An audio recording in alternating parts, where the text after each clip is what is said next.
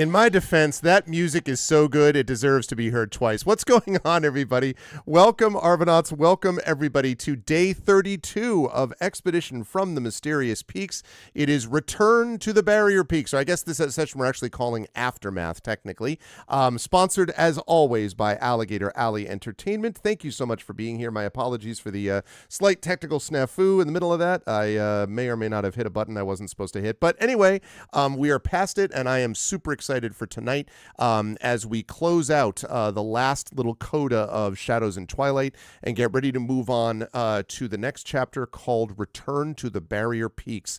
Very excited about this. You will see why in just a moment. Before we get there, though, a couple of reminders about ways to support us on the channel. If you have not done so already, please follow the channel. If you haven't done so already, please consider checking out our YouTube, !ArvTube. And if you're watching me over on YouTube today, thank you. And please spread the word and subscribe to us over there as well. It is free for you to do that, but it really does help us out. We are closing in on 1,100 subscribers, and so please do subscribe if you haven't done so already on YouTube. I promise, doesn't cost you anything, but it really does help us, so thank you. Discord is !ArvCord, where you can hang out with the Arvanauts in between streams. Twitter is !ArvTweets for as long as we continue to use that hell site. We're also trying to move everybody towards Blue Sky. That is !ArvSky, so check that out. Thank you so much, Shrub. I appreciate that.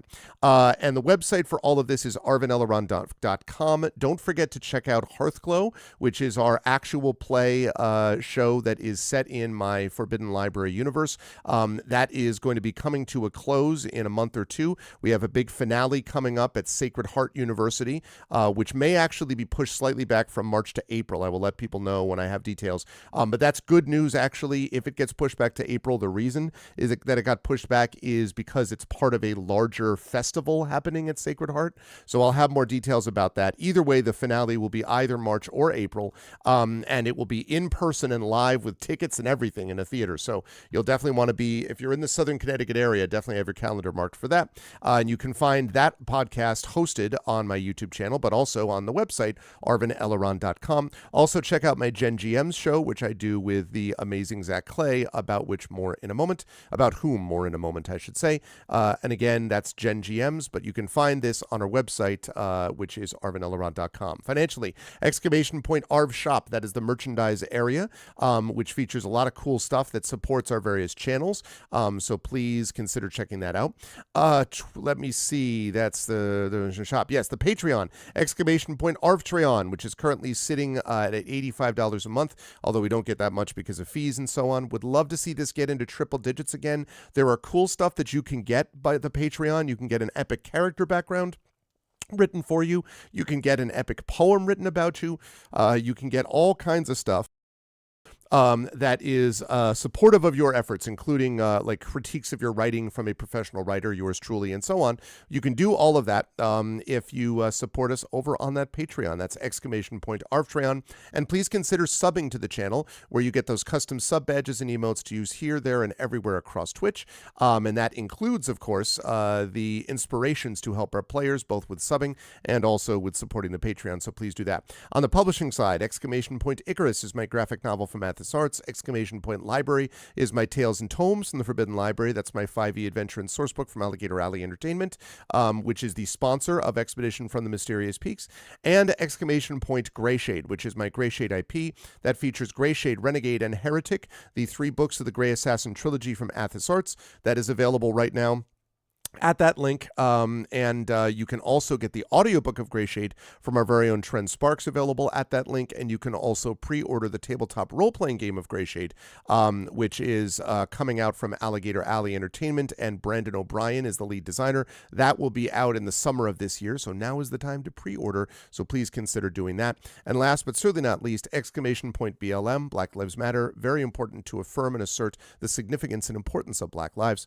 Help Now, the World Health Organization page on suicide prevention. Important to reach out to others when you need help and reach out to others when they need help as well. And Ukraine, Ukraine, to help the people of Ukraine as they fight back against an illegal and illegitimate war with bravery and courage, and send the message we will do so for others in the future. I want to get right into the game today, but I will simply quickly say that on Tuesday, I will be back after this session on Tuesday with the Patreon Field Chat Chosen Game of the Month, which is a game called Neva, Nova, Neva, Neva, and I am looking forward to that. And then I'll be over on GOG Comms Twitch channel with Pen and Pixels, playing more of By the Dice Roll and D&D with Ghosts of Saltmarsh. And then on Thursday night, we'll wrap up the month of January with more Caves of Cood. So it is all going to be super exciting, and I can't wait for it. But now I am going to unmute myself and apologize to anyone that I interrupted because I couldn't hear them. And then I am going to unmute them. And last but certainly not least, I'm going to head over to reveal the crew that stands before you. Well, sits before you. They are here, they are back, and they are ready to go. They somehow managed to get their characters through and survive everything. But for how long? No, I'm just kidding. It reminds me of like local news. My mom used to say everything would be like, and such and so event resolved peacefully. But for how long? Like it was always like they could never just be happy. Anyway, we'll see what happens with this crew. I'm very excited for it. I will begin with the person at the top left of your screen. And that, of course, is Rhiannon Held. It's good to see you, Rhiannon. How is everything with you? And who are you playing on this lovely evening? Things are great. We have some sun, still a bit cold. Nice. We were just talking. I'm in Portland, Oregon. So little sun is nice. Yes. And I'm playing Sataria Verban, who is a half-elf divine soul sorcerer. So got some healing going on in her sorcery. Outstanding. Yes, and we're going to be talking quite a bit. There was at the very end when I was prepping for this, there's a very funny moment where Sataria is like, "Can we rest?" It's very much like to the party, and everyone's like, "Yeah, we should probably do that." Anyway, because Sataria was a big part of keeping people alive in that last one, including certain dire wolves too. Anyway, always a pleasure to have Rhiannon with us. Also a pleasure to have Toya Kristen Finley with us, who, though she mourns the unfortunate circumstances of the Tennessee Titans season, there is always next year. I have no doubt that they will be back with all I won't use that term, with all footballs throwing, let's put it that way, and all that sort of thing. But it's good to see you, Toya. Toya, how are you doing? How's life with you, and who are you playing today? Fairly well. I have a weird head cold thing, so I I'm sorry. apologize for any coughing or sneezing that may happen. Also, speaking of weather, Nashville is stupid during January, and not just because of climate change. Just So, in general. we had our snow about 2 weeks ago, and then it was, around 57 last week, and now it's back in the 30s. So, Yep. I will be playing Knowles Darkly, also known as Malik, a human bard tonight. Very exciting for that. Thank you, Toya. Moving to the bottom left, it is a pleasure to have back LaShawn Amwanek here. Also digging the scarf, LaShawn, by the way. Good stuff. I like the look. How's everything with you? How are you doing? And whom are you playing? Who are you playing today? Thank you. It is cold, hence the scarf. Can confirm, yes. Yes. So I got hand warmers and I have tea. So I am good. Okay. So I am playing Raven Galinar, who, if I recall, has spotted in the last game we have spotted something very interesting. So that is the case. Yes. To see how she reacts to that. Yes. So am I. I am very interested in that. And yes, that is the case.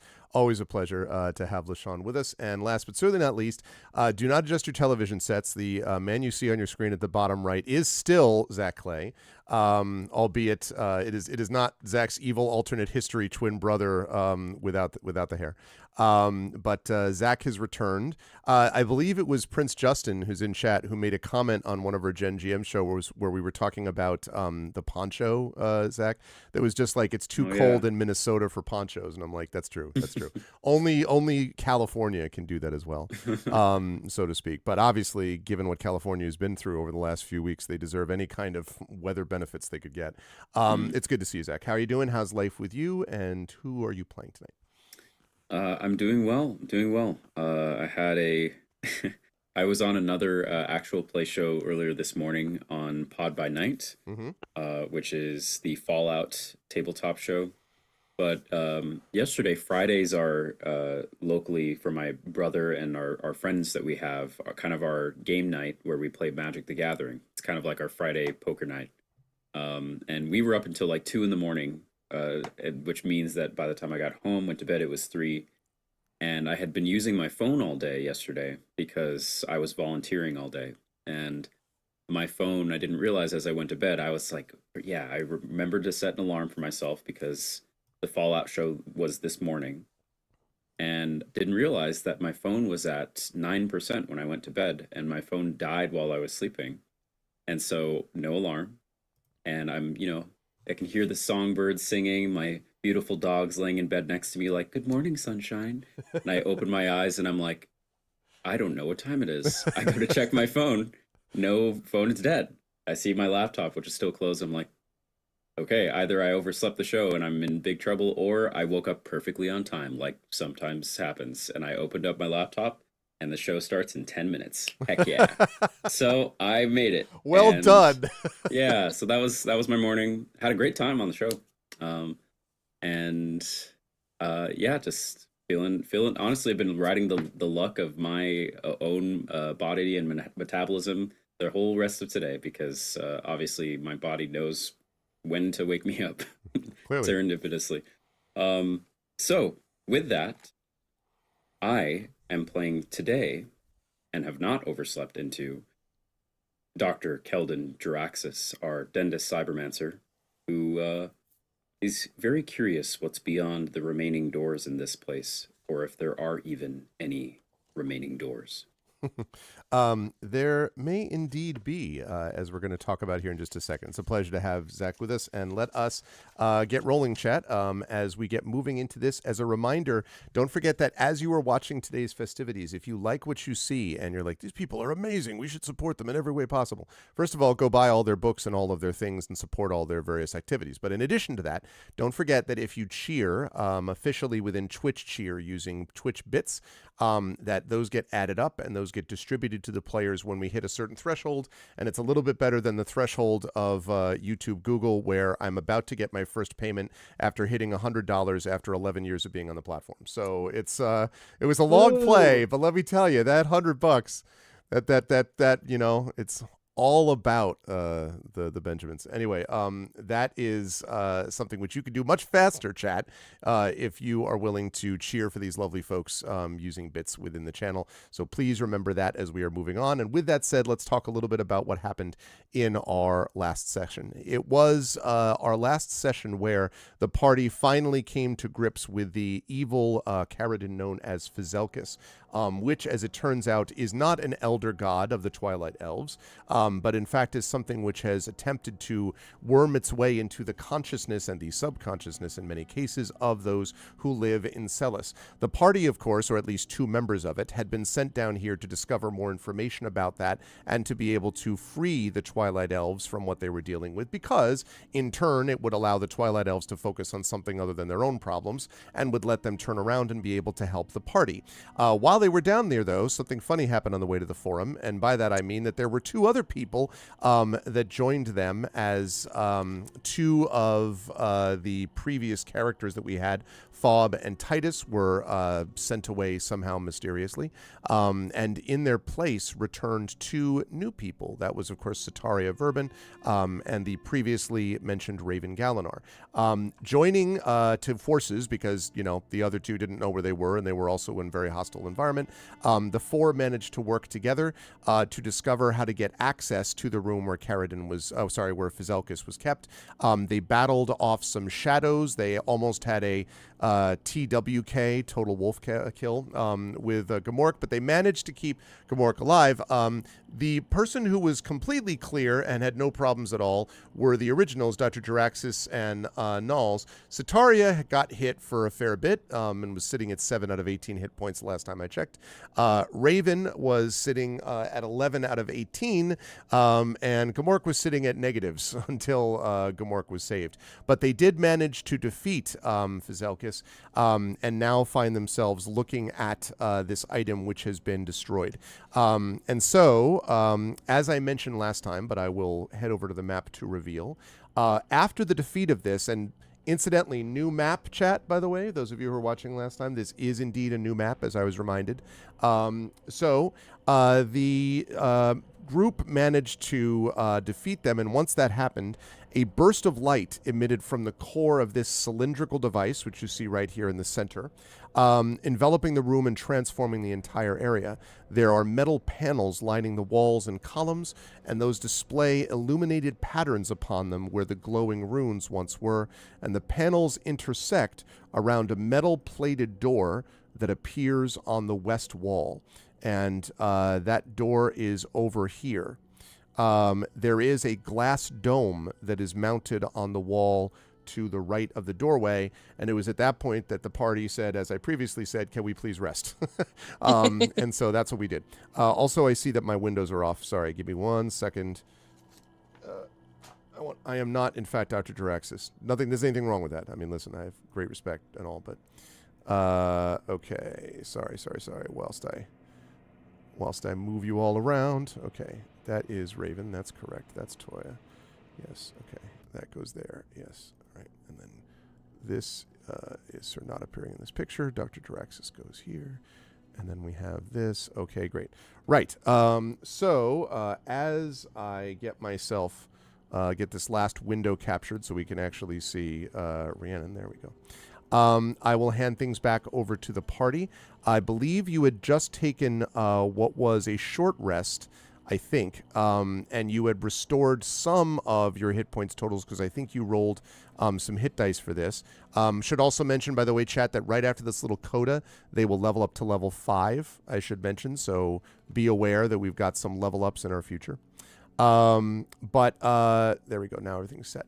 So I believe you had rested, and Gamork is currently conscious, albeit quite hurt. So with that in play, what would the party like to do? I'm remembering also that we took a very large longsword that we used to keep the other door open, I believe. Is that correct? I think so. Yeah, that's right. You're talking the door to the east. Yes, that's correct. Mm-hmm. So I forgot who was going to use that sword. I'm not sure any of us were going to use it necessarily, but we were just holding on to it, I think. Okay, do we want to retrieve it once Gamork is up and able to carry it? Because it was on his back. Sure.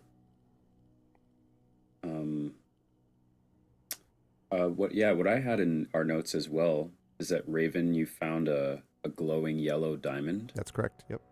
Inside the pillar.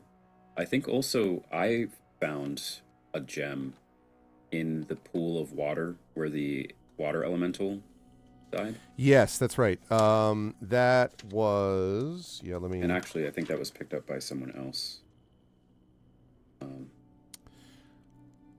It was not. Did you? Yeah. Well, actually, somebody did reach into it, I believe, for the water, but I don't know that it was a gem though. In that fetid pool from which the water elemental had come. Yeah, I actually don't have a note for that, but I remember. I just want to make sure. I don't actually recall if someone picked it up. Did anybody pick it up? Does anyone remember if anyone? I don't picked remember up it. Okay. No, I only remember the diamond. Yeah. The yellow diamond that's in the color. Okay. So then, no. Nothing from that room. Okay. I at some point want to speak to Gamork before we level up. Okay. Because I have the slot available. I also wanted to ask you, Toya, have you ever played Dark Souls? I have watched other people play Dark Souls. Are you aware that there is a wolf that carries a big sword in its mouth? I'm just saying. I think I've heard about that. Yeah. Yes. It's I very, heard of the birds carrying swords. It's very Dark Souls. So are you suggesting that Gamork could actually wield a sword? I mean, he should so desire. If he were, I was wondering if you were trying to recreate it. Exactly. No. You know. Well, it was so big. The sword was so big, and like we just attached it to his back. Yeah. So it's just super metal, is what I'm saying. Is it possible? I mean, you are the Gamork pilot. I am not going to run Gamork as a sword-wielding dire wolf. No, I'm not going to do Oh, that. dang. Why did you At some even point, if you write it grab- in Teasing his us. head? I Right. don't mean to be that. Well, because it's funny because in the thing you actually it holds it by the hilt and it like swings its head to. Yeah, But like it's possible, it- obviously. Yeah, I mean in Dark Souls, which says a lot about physical capabilities. Anyway, yeah, I don't know. Maybe down the line if you can graft it onto Gamork's back or something, we'll see if he's even more badass. Anyway. Can we search the room or the two rooms, but like do a more thorough search? Sure, Or you mean this room? room, and then there's 3 rooms basically, right? The one with the hall, the hallway. Like, which rooms are you meaning? Yes. Basically this whole area before we leave it. Okay.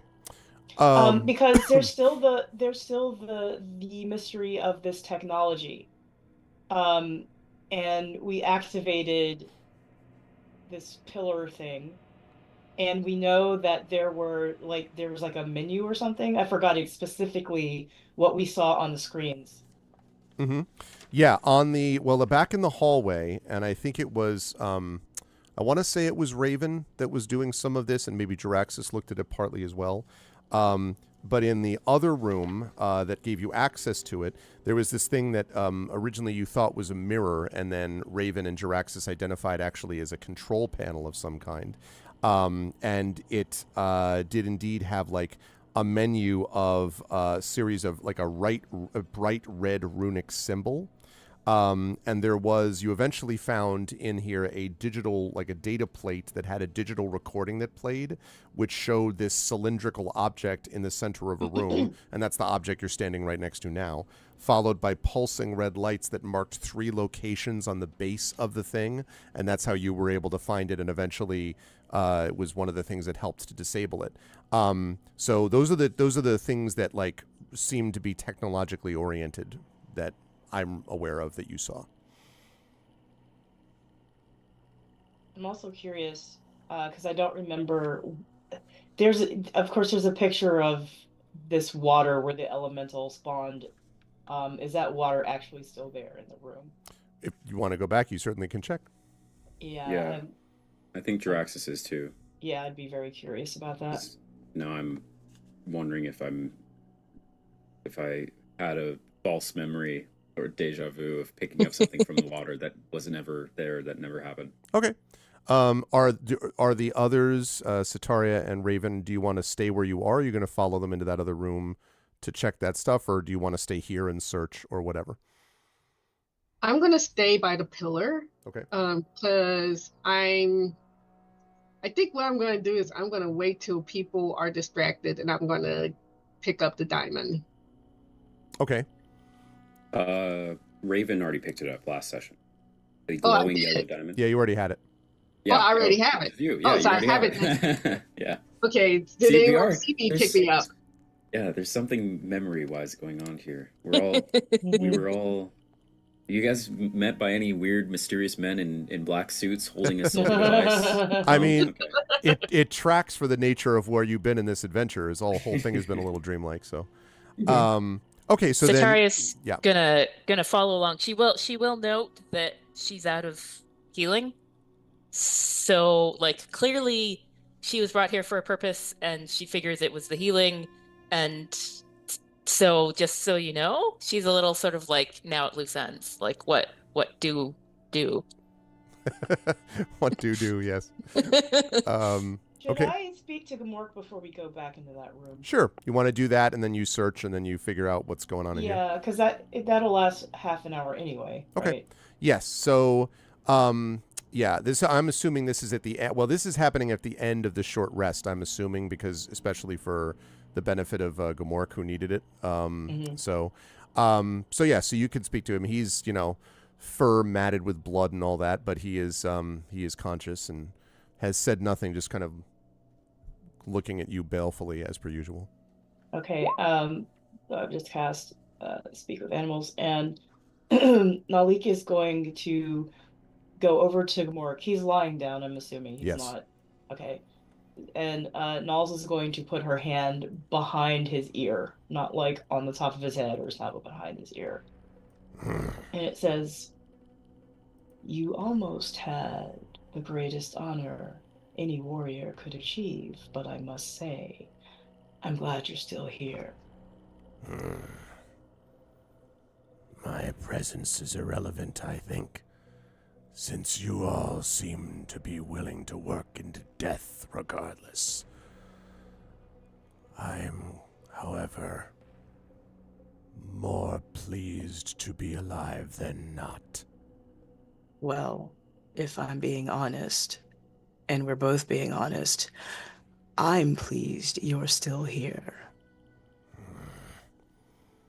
Did those other two help? The one who healed my wounds.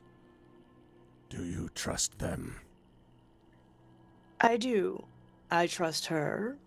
The other one, not so sure yet, although I can't say I would just rush in and help a bunch of strangers, especially if I were so strangely dislocated from where I was before.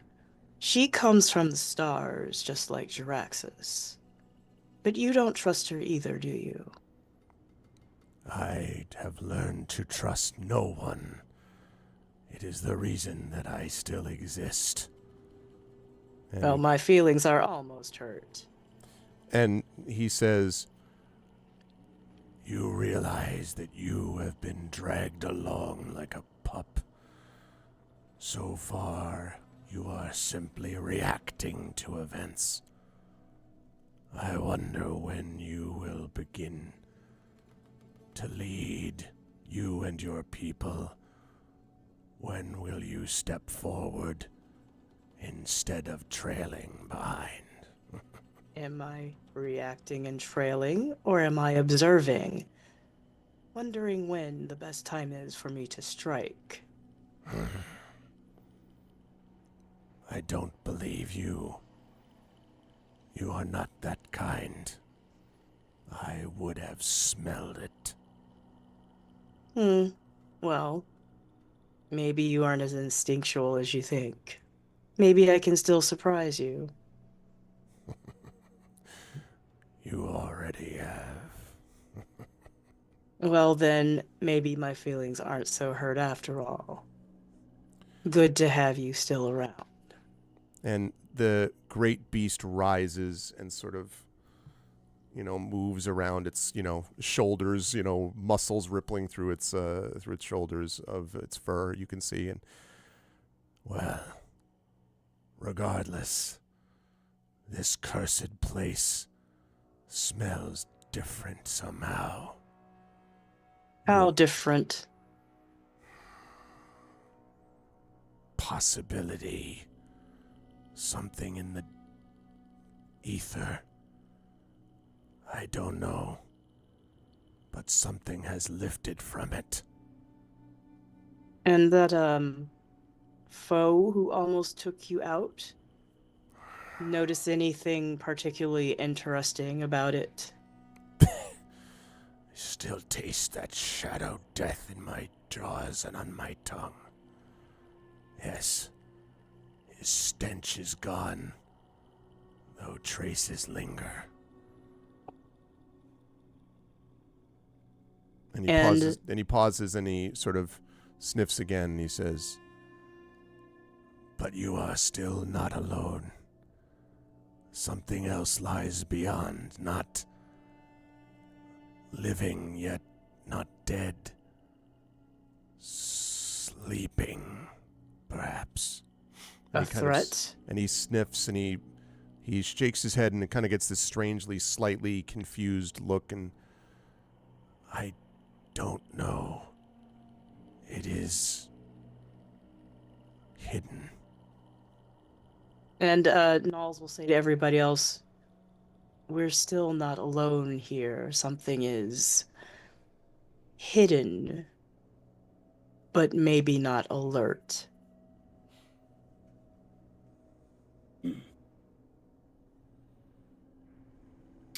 You sense this.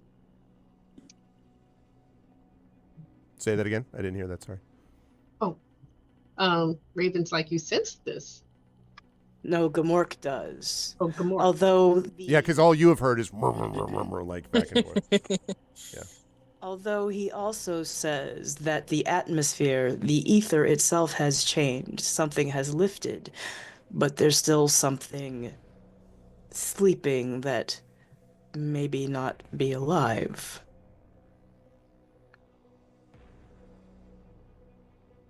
Hmm. This whole time, I think Jaraxxus was, because although we had the intention of searching out these other rooms, is the assumption that we're all still kind of chilling. in Yeah, this the one. way that it sounded is that you wanted to have this little convo, and then you're going to Okay. search, and then you're going to look at whatever's on the west wall, I think is what you said. Yeah. This whole time, as Jaraxxus was listening to, or kind of like seeing Nalik talk to Gamork, he was going back through his sim recording unit to replay what happened in the room with the water elemental. Mm-hmm. Not only to see like the flash of when Fob and Titus left and the arrival of our new companions, but then also at a certain point after this, in the silence, Jaraxxus goes, "Ah, yes, okay, there, I knew it. It was not a gem, it was a ring. We found a ring in the water. What did I do with that?" There you He's go. going to look around. It was indeed a ring. For some reason, I think Sataria has it, and Do it? Okay. I'm not sure. Yeah, I actually do have that in my notes too, but all I have is take ring from catacombs, found after elemental defeated. Right. And I asked myself this question, will it deal with the beeping? No, it won't. Yeah, I don't know who took it. I don't think I have it. I was the one that found it, but I have this vague memory. I actually did. I went back through the stream trying to find this because I was like, I swore we found something, and I went to the part where we found it, but I did not get far enough to see if we picked it up, or if. No, we took it, but I don't know Okay. who has it. I think Sataria has it, maybe. Okay. Because I think what happened is I picked it up, and Jaraxxus says, I thought it was magical, and magic's not exactly my thing, and you just popped up here, so I don't know, maybe, do you have it? I will put it in my notes. Yeah, there is a ring, and I don't know if you've looked at it very closely. At the time, you were all like, you're like, we got to look at that later. We got stuff to do. Yeah. So, I don't know if you've looked at it carefully, but you could. Yeah, I mean, so out of spells, not really good at looking at tech, but I can do an Arcana check or something. Sure. Go ahead and do that, please. 9. 9. Woo. I mean, the one you don't know for sure, except for one bit of sort of clear information, Sataria, which is this has been sitting presumably at the bottom of this pool of water for who knows how long, and looks completely and totally pristine. Not rusted, not, tarnished or, even damaged in any way. So you don't know if it's magical, but it's sure as hell resilient. Yeah, Jaraxxus will say, what do you think? Is it magic? Well, it seems to be. It has not corroded. But if there's anything I learned at the academy, it's not to just put rings on to see what they do. So I can hold on to it, but I'm not inclined to experiment at this moment. Do you mind if I take a look as well? There you go. Okay. I'm also not going to put it on. Puts it right on. Oh. But I guess I could also make an Roll better. Arcana check on it. Sure. Yeah. Yes. Don't forget, chat, by the way, I'm not saying to use it on this, but we do have inspirations available. Yeah, unquestionably, first of all, Naz, you come to a similar conclusion that Sataria does about the fact that it's not corroded. It has to be magical in some way. The other thing you notice, though, is that as you are sort of like looking at it, fiddling with it, you have a little bit of a difficulty. The ring almost seems to slightly shift a bit in your hand. I'm not saying that it like falls off or like, attacks you or something. It's like, you think it's lying on your palm and then it like seems to move, or maybe it's your imagination on your palm and then it moves back to where it was a little bit. So something weird, although you don't really know how to describe that other than what I've just said. So I remember when I took the great sword that I got a weird feeling from. No, that's another sword. Never mind. That's the sword we left with the I'm forgetting their names. The family, yes. Anyway, yeah, you know which sword I'm talking about. Yeah. Different. So I give the ring back to Soteria and explain that it seems to have movement on its own. I'm also wondering, is it moving in response to something? It did not, like, Soteria, did you sense any movement from this ring?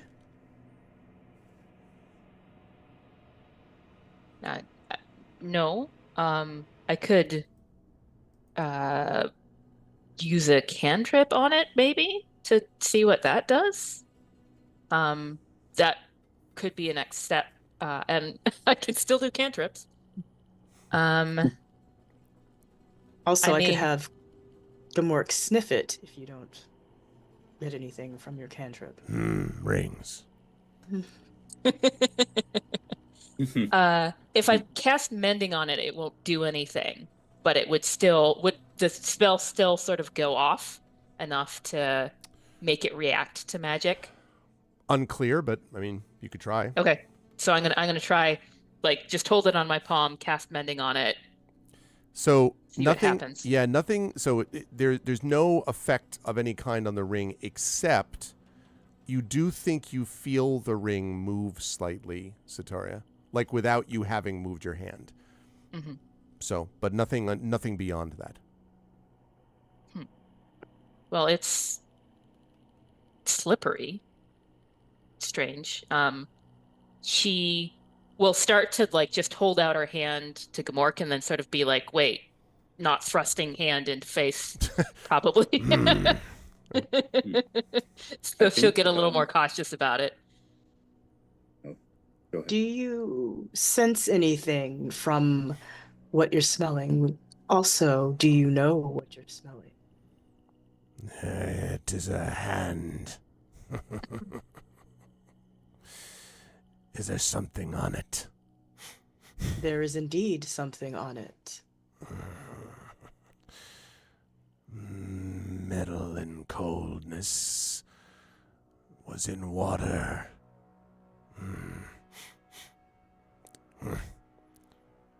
I have no use for rings. Something for one of you to wear, perhaps.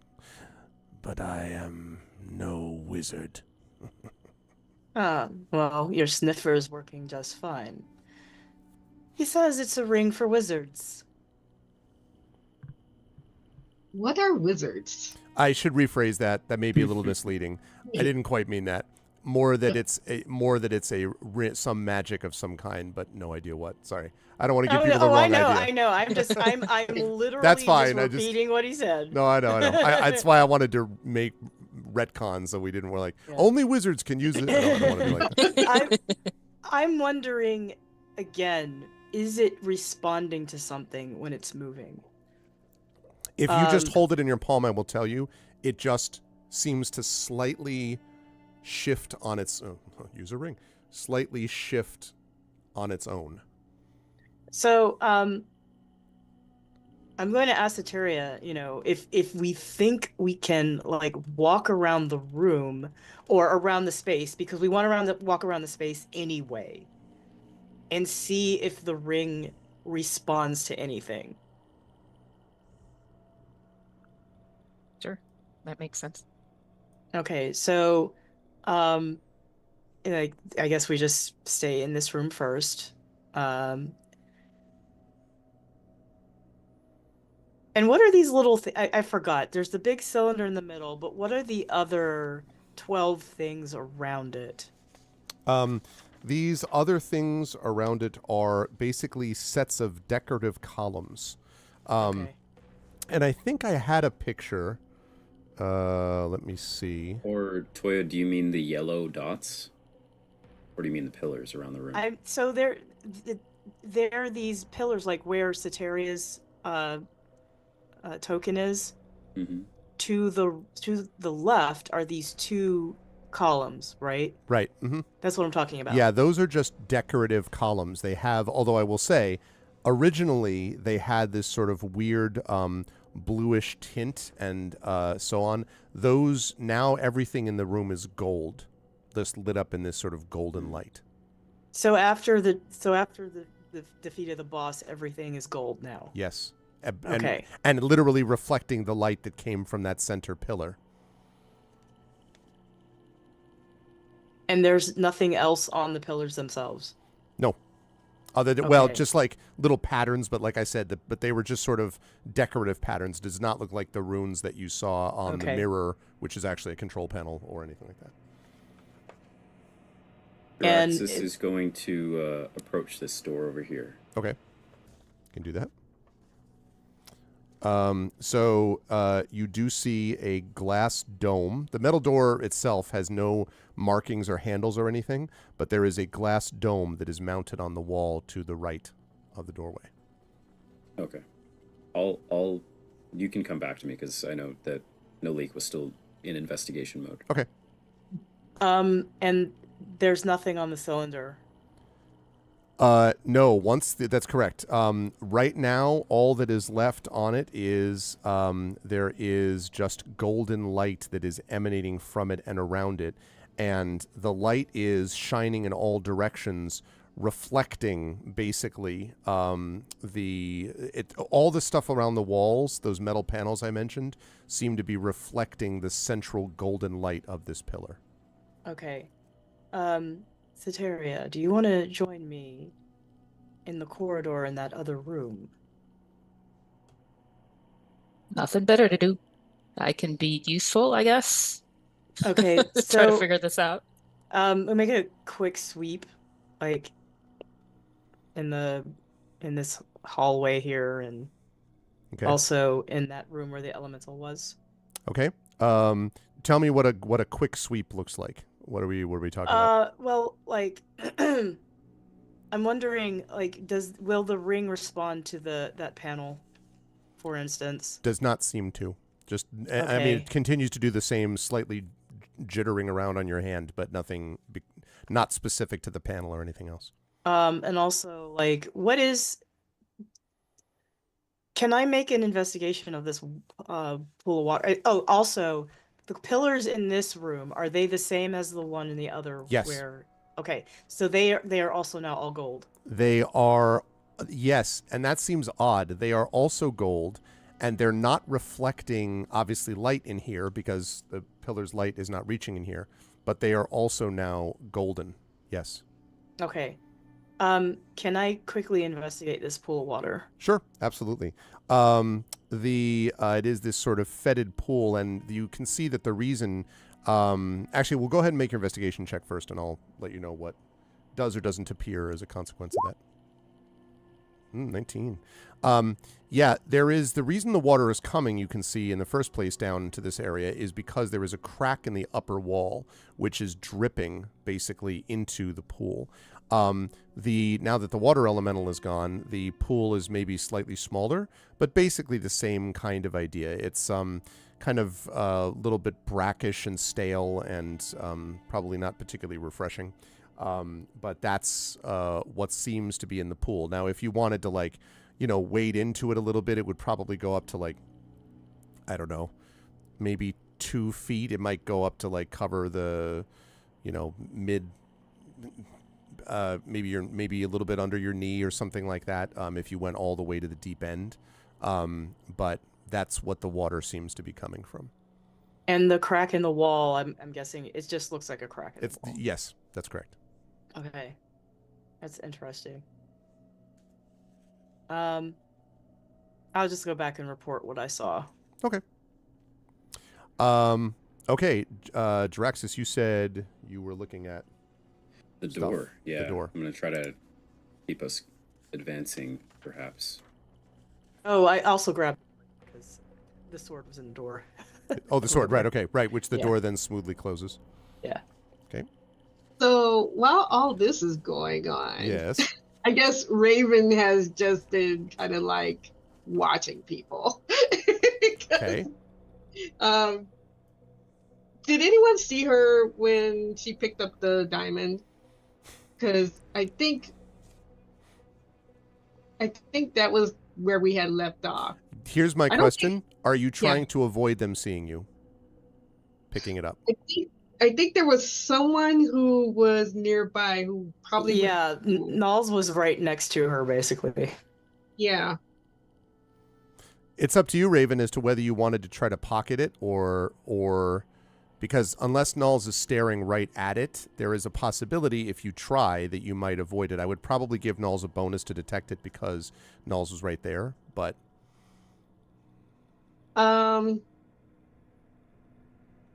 You know what? I'm just gonna pick it up, and if Null sees, Null sees. okay.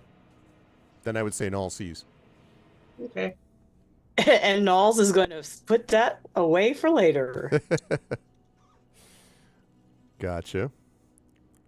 Okay. Somewhere in the corner, Gamork grins. Pretty much any time you want a sort of general commentary of like, what does the badass creature say? You know, Gamork is usually like, I love the sort of old sage in a corner meme. You know, like I'm a big fan. Not that he's old, of course. Gamork would be terribly horrified if I said that. Okay, so Raven has the diamond, and I will say one thing, by the way, Raven. One note for free. This yellow is the exact same color as the gold light in the rest of the room. That's what I thought. Yeah. Draxus, you are at the door. So I see this glass dome next to the door. Yes. I will put my hand on it. When you put your hand on it, the door slides upwards. And you see, this is where if we were playing with Trendane, he would say, your own death. Like, no, not your own death. But you do see a circular chamber. There is a, here, let's see, there's a western door, and I believe that leads up, hold on one moment as I quickly check something about my map. There's this. Yes, multiple appendices. Because this is a new map, so I'm trying to make sure that I accurately describe it. Never mind your awesome creatures.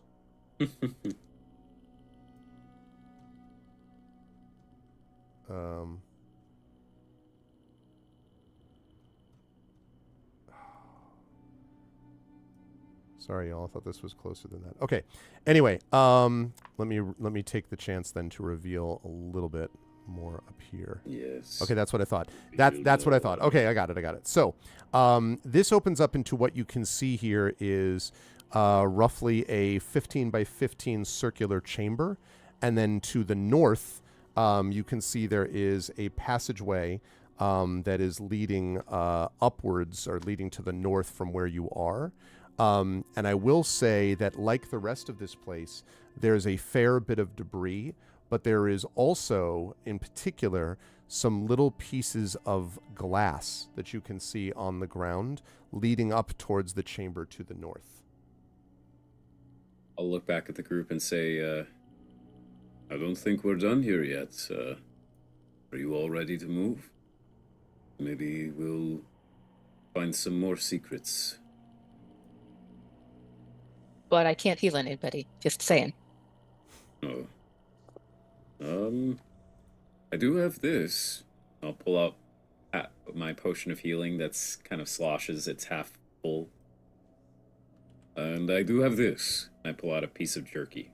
It was told that this can heal magically. So I hold the potion and the jerky. We'll be fine. I think that most of the danger is behind us. Not so fast. Let's hope that's the case, but let's not speak anything that might doom us. Gamork, why don't you, or you tell him maybe he should be in the back for now.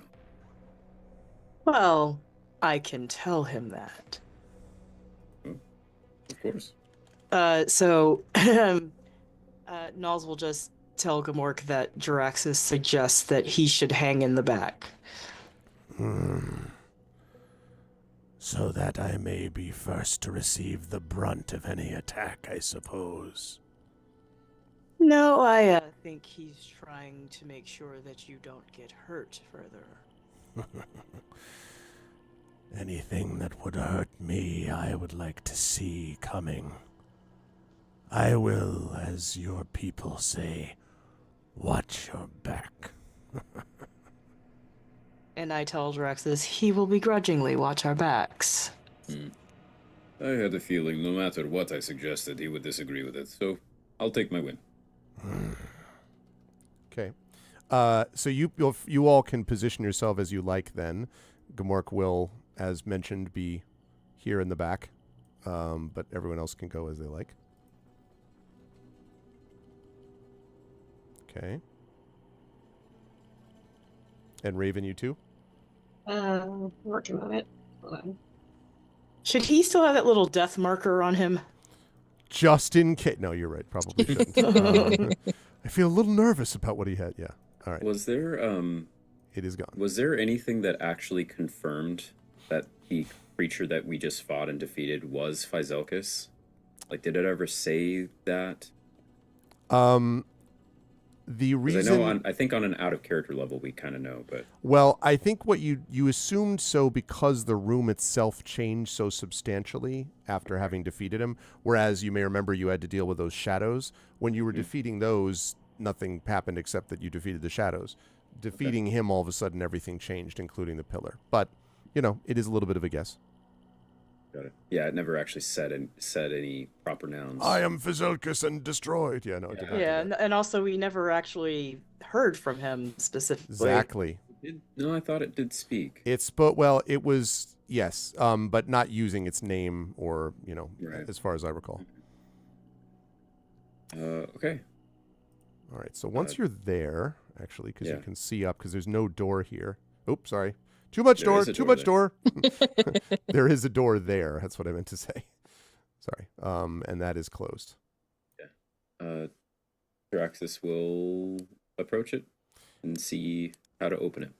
And actually, when you see the door, when you come to the door, it opens as you approach, which is why I was doing that. I just was jumping the gun slightly.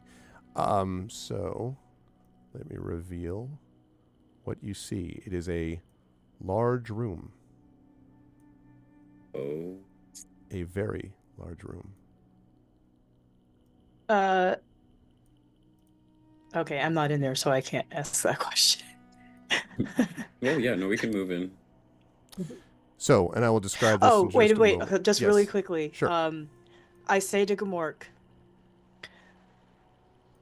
the woman to your right is Raven. Keep close tabs on her. And he sort of. You doubt this person. Well, you told me first that I should doubt her. Has that changed? No. I was curious to see if you would remain consistent.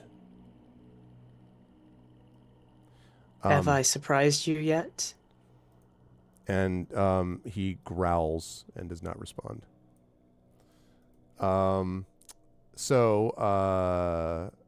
Actually, Raven, I would like you to make an insight check for me, please. Insight check. Yep. Insight check, please.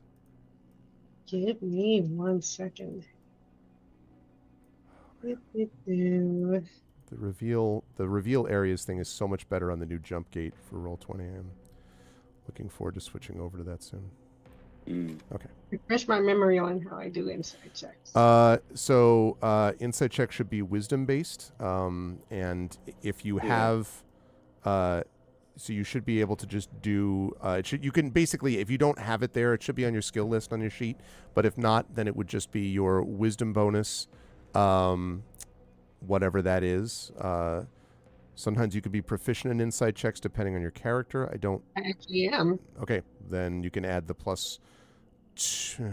Or do you have any plus in it right now? +5. Yeah. There you go. So 3 + 2, 5. So Yep. do I roll anything? You're gonna roll a d20 plus 5. Okay, D20 +5. So 7 that plus would 5. be 12.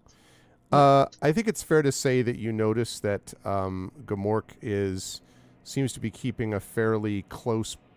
Well, I mean, the dire wolf is always sort of somewhat intimidating in terms of how it looks, but you certainly seem to notice that it's spending a lot of time focusing its attention on you somewhat. Oh, that's for whatever okay. reason it is. I'm very, very aware that it's focusing its attention on me. I'm focusing my attention on it too.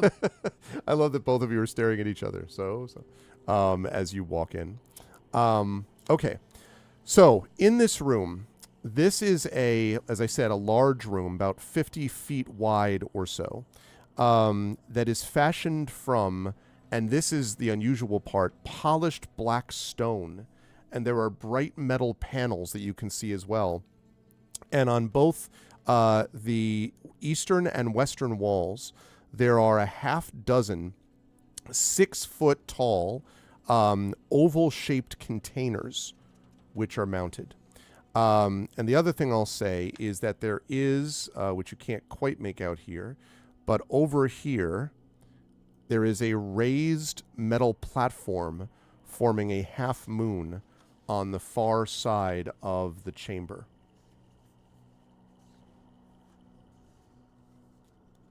Okay.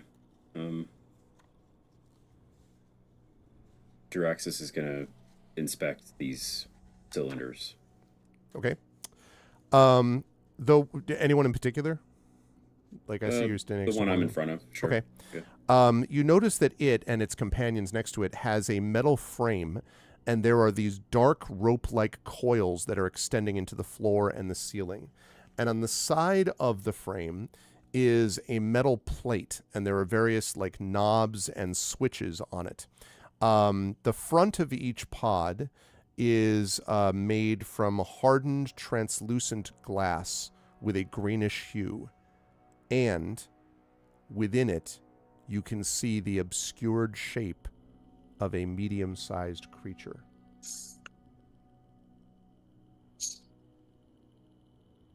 And in fact, Wait. all of them seem to have something inside. Jaraxxus will step back and look at Nalik and say, "The missing people. The elves. Where is, Okay. my brain is fried. Sometimes, simple moments pass, but it feels somehow like it's been months. Hold on." He'll go back through. Nalik is going to call to Gamork to come in and sniff these cylinders. Okay. And again, she's not going to ask him specifically what it is. Just ask him, what do you smell?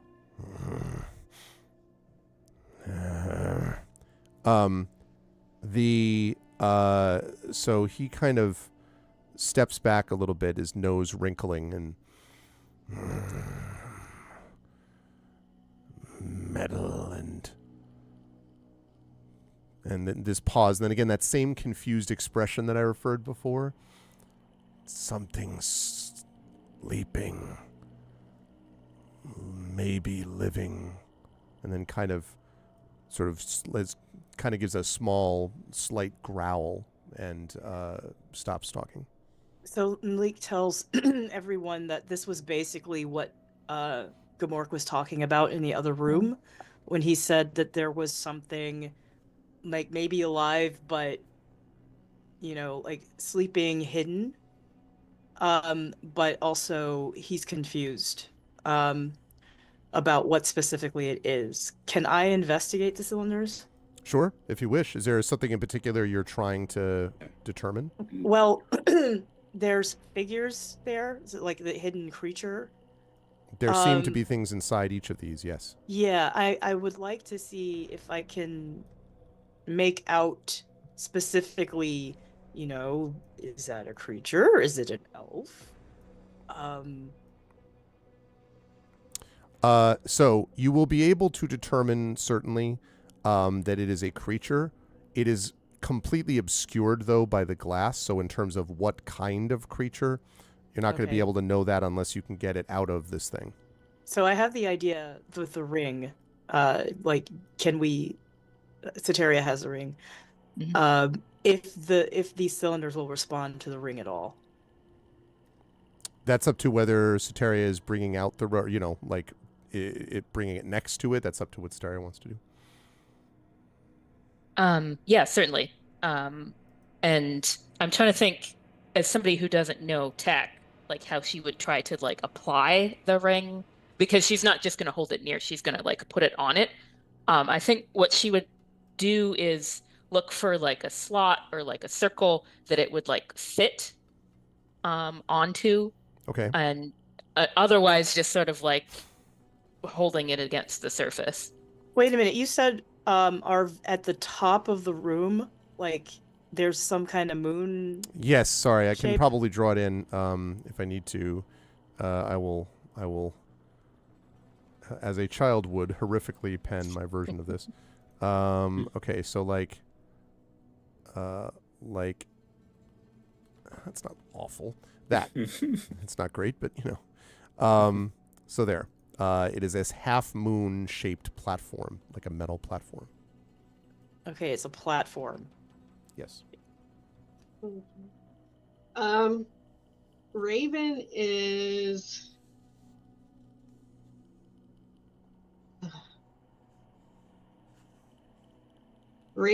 going to stand at the door and like be very, very still.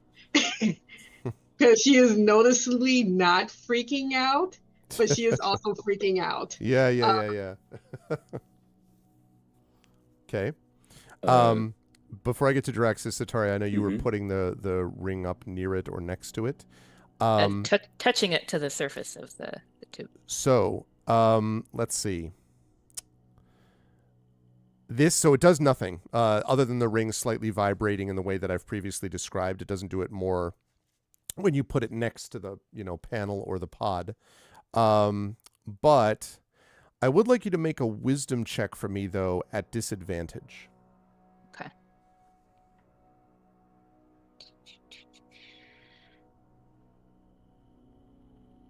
Okay. So a 4. Yeah. You have no idea what the hell. I mean, it definitely, though, does not, it does not, however, clearly have any effect on the panel, nor does the panel affect the ring at all, from what you can tell. So, I don't know if this is coincidence or not, but in that other room, there were 12 pillars, and in this one, there are 12 cylinders.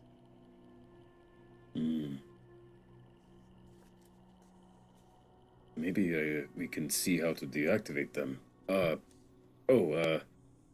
turn and look at the two newer companions and say, long story short, we're in the depths of a city, which itself is in the depths of the earth. But there have been people going missing for months here. And no one's been sure where they've been going. It also has something to do with the shadows, and we fought a bunch of shadow things. These might be the people we're looking for. It's the reason we came down here. Well, that's good. Draxus is going to try to look for a way to open one of these. Or to, if there, you mentioned there was some sort of like pad next to it, or a way to, I mean, I'm not sure if I would be too forward in thinking that us from the Silrain Arc might be familiar with the concept of a storage pod like this for a person, Absolutely. So Draxus, even though the tech this specific style might be foreign and he might not understand the controls, he's still going to go for what he is inclined to. Let me have you make a mechanics check for me, please. Okay. All right. I'll make a mechanics check. Oh, 19. Ooh. Okay.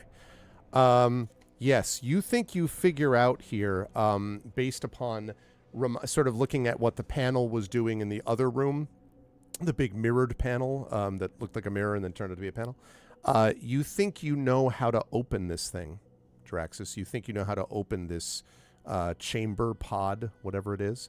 And I will say also, it does remind you vaguely of your encounter with the Lady of the Wood. You may remember there are pods there, but vaguely though, it's not exactly the same at all. I don't want to lead people down the wrong way, but you're reminded of it a little bit. Is the only function that I'm able to access open, or Yes. am I able to like? Okay. Yes, there's Also, only open. Knowles just has a thought as well, connecting the Gamork was talking about the ether and how something lifted, and the pillars were, what color were the pillars before they turned gold? After Purple and blue. like before the boss was defeated. Right. So the theory is basically that whatever creatures are in this cylinder, and the going theory is they're probably the Twilight Elves who were kidnapped, that they have been returned to normal. Like they were under the control of whatever creature that was, but they're back to whatever state they were before because of the change, basically the state change in that other room. Hmm.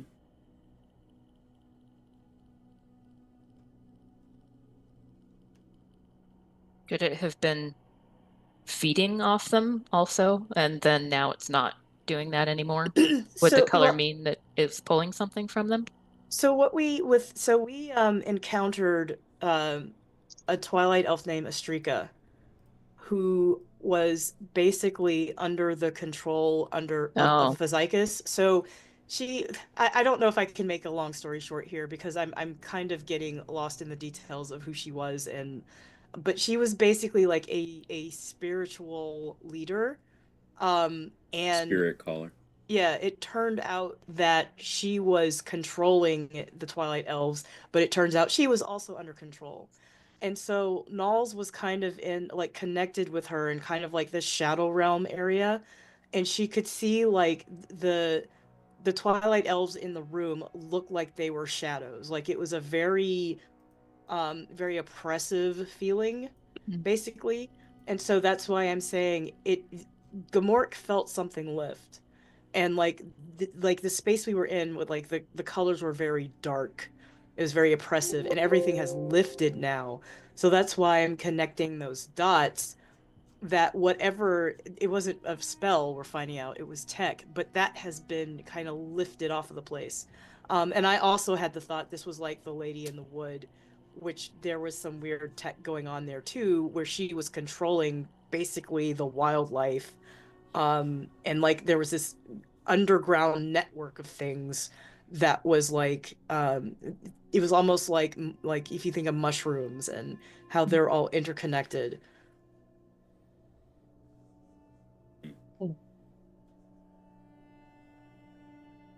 That's pretty I good don't for know. multiple months and years of work. Yeah. Oh, okay, I was about to No, that was ask, good. That was good. It's too much. wanted Let me to sum add up. anything to Yeah. that. I don't know. Well, I mean, I don't think you've told them anything yet about Camria and about the whole, the Primarch losing it and all that stuff up top and all that business. I assume that'll come up over the course of time. But yeah, it's pretty good encapsulated summary, Cliff's Notes.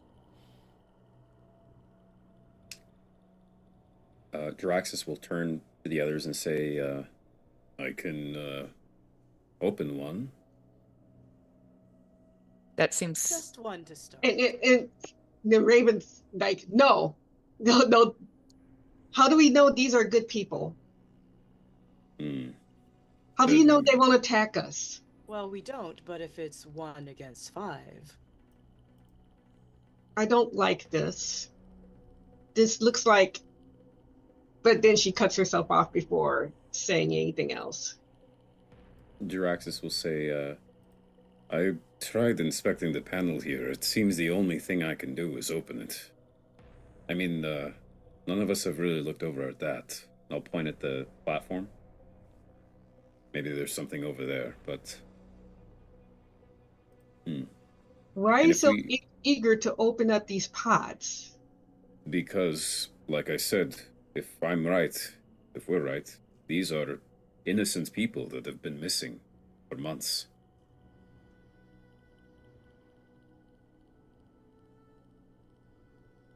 Okay. And Raven looks very, very torn, but she's like, all right, but I would stand ready just in case. Nobody disagrees with that at all. Jiraxis says, sure, it'll be fine.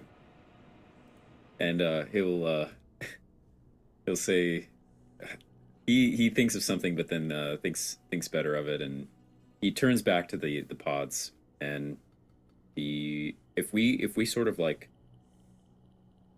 pace alongside them, I know that we can't see distinguishing features of each person, but like, is there one silhouette that's like maybe the smallest, or I don't know, any differences at all that are noticeable? Like, oh, this person is obviously an ogre. I don't know. No, one with fierce troll-like features. Yeah. No, they only thing that you can say for sure is that they're all sort of between small and medium size, basically, and but they are not. You can't tell features beyond that.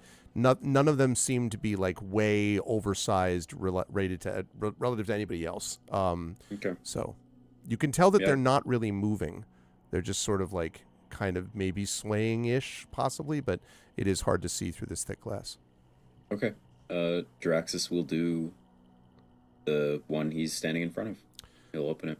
So the door opens, and as it opens, two things happen. First of all, it opens and you can see something inside, which I will show to you.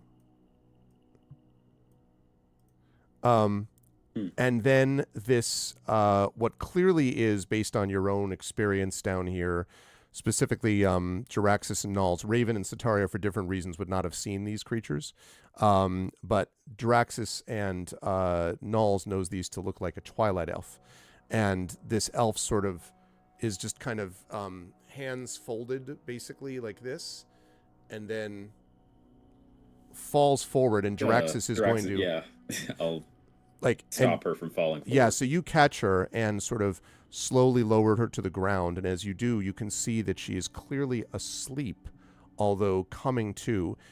Her face looks drawn, though. She has despite the fact that she's asleep, she has these deep bags as if of exhaustion under her eyes, and looks sort of drawn and pale, even more than most Twilight Elves tend to look pale, but even more so. And is just sort of lying in your arms and slowly like and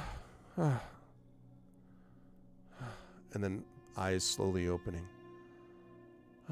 And then sort of like starts. Where?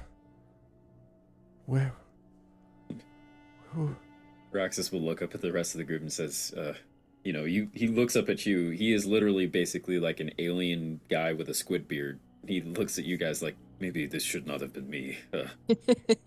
And she says, where why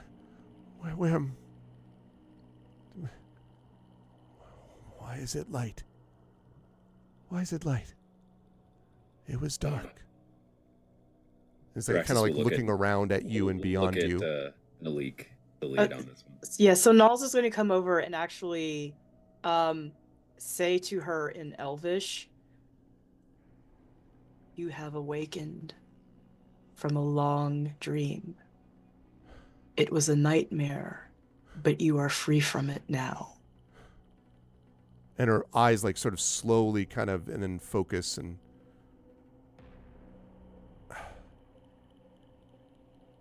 who are you then? Who are you? Like voice is hoarse as if from lack of use. That is a very long story, but we know of Astrika, we know of the Twilight Elves, and we believe we know how you got here. Astrika. The thing, the light, the shadow. Spirit colors. The shadow. The shadow. And kind of grabs at her throat. Doesn't look like in distress other than like general distress, but Does anybody have water on them? Raven will actually come over and hands her a flask silently. I'm sorry, say that again. Comes across and then does what? Hands over a flask Okay. silently. Okay. Okay, you handed that to Nalik, right? Yeah. Okay. No. Yeah. Okay, so Nalik is going to give the Twilight, or very slowly raise the flask to her lips so she can drink water. Okay. And she does kind of just slowly Thank you. And then behind you, the pod, which had opened, the door closes and you hear zzz, and as you're looking, the pod seems to rotate and inside is another creature.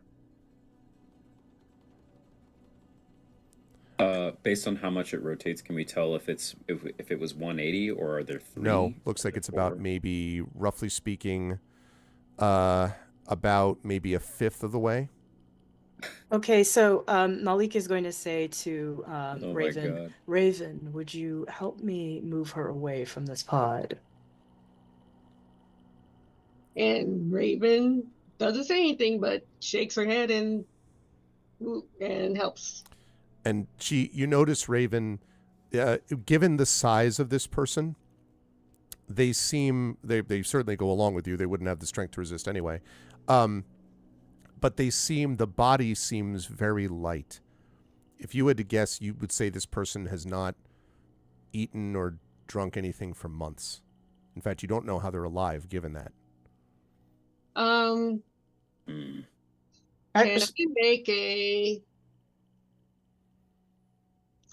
Can I make an insight check and look for signs of torture?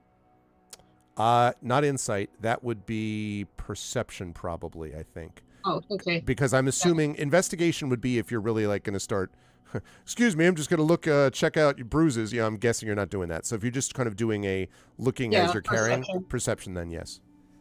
All right. Which would be, yeah, because you're trying to get a sense of what is going on with this person.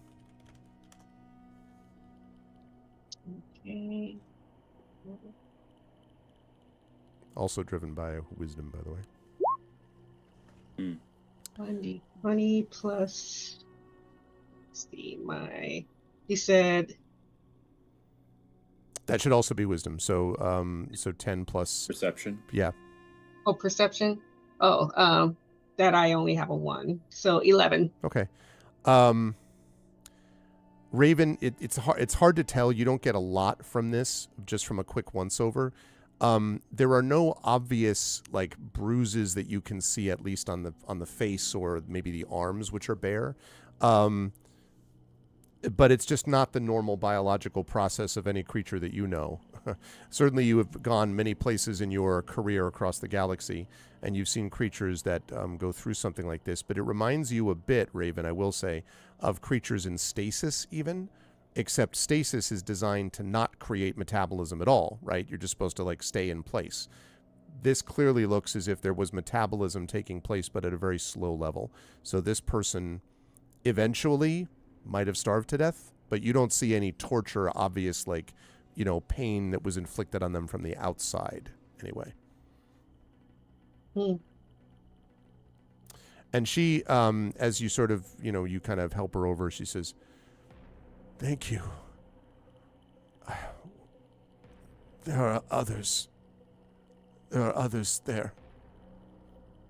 Yes. I was... Spirit caller, I'm...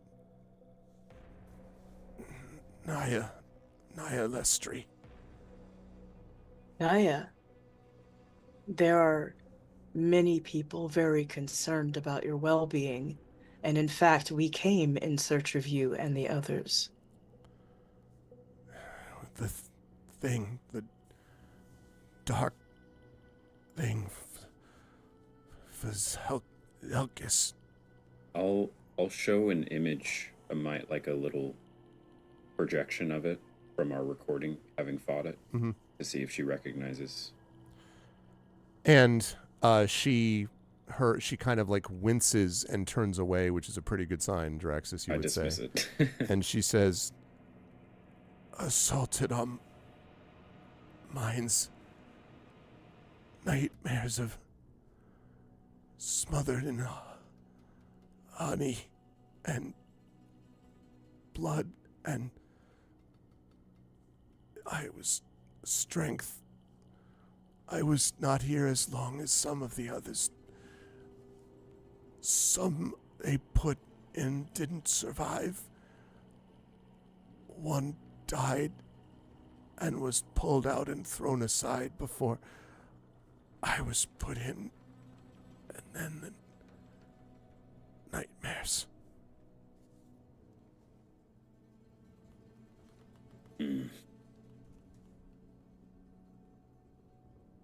We need more support for this. Agreed. I'm not sure that it would be wise to unleash them all now, even if we did. Free them. Free them. She kind of reaches up her hand from where Raven is holding her, like next to her, and says, "Don't let them stay. No one should stay. Some will die if they're not freed. Free them." Was what Dr. Draxus did to open the pod like something that Sataria could figure out from having watched it? Well, if Draxus just sort of explained it, Sataria could get it quickly, yeah. I'll show you. Yeah. Okay, because Sataria, I don't know if she mentioned it, but her bedside manner is terrible.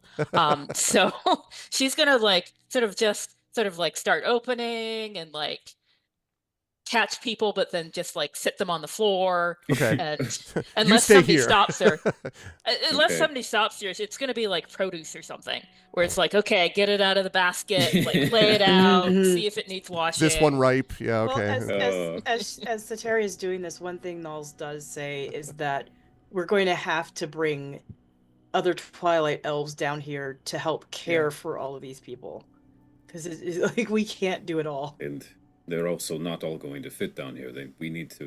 Some of them that can walk need to make the walk up. I think someone I could volunteer should go back up and tell someone that we trust and get help to come down. Just before you go on, Draxus, I should say, assuming you weren't stopping Sataria as she started to do some of this, because just one question, Sataria.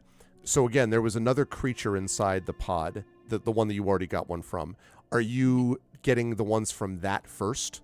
Do you know what I mean? Before just Yes. going down the row. So in all, I will say there is a total of 5 which come out of each of these pods.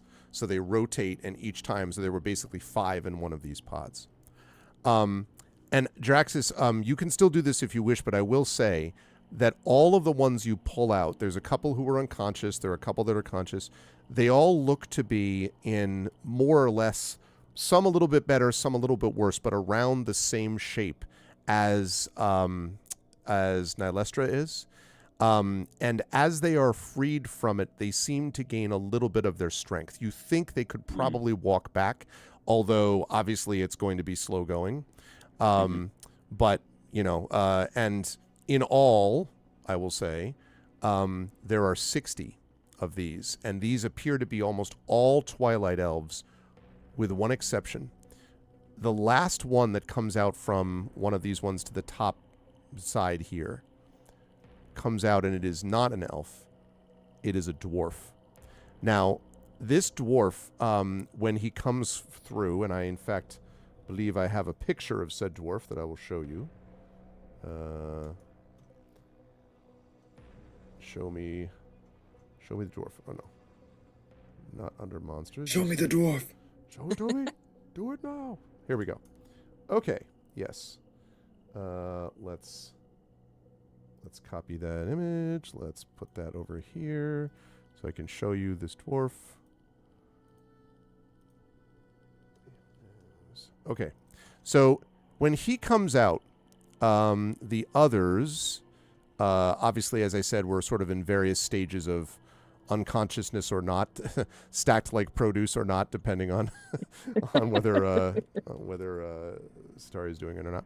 But this one I'm going to show on the stream, not on Roll20 for the moment.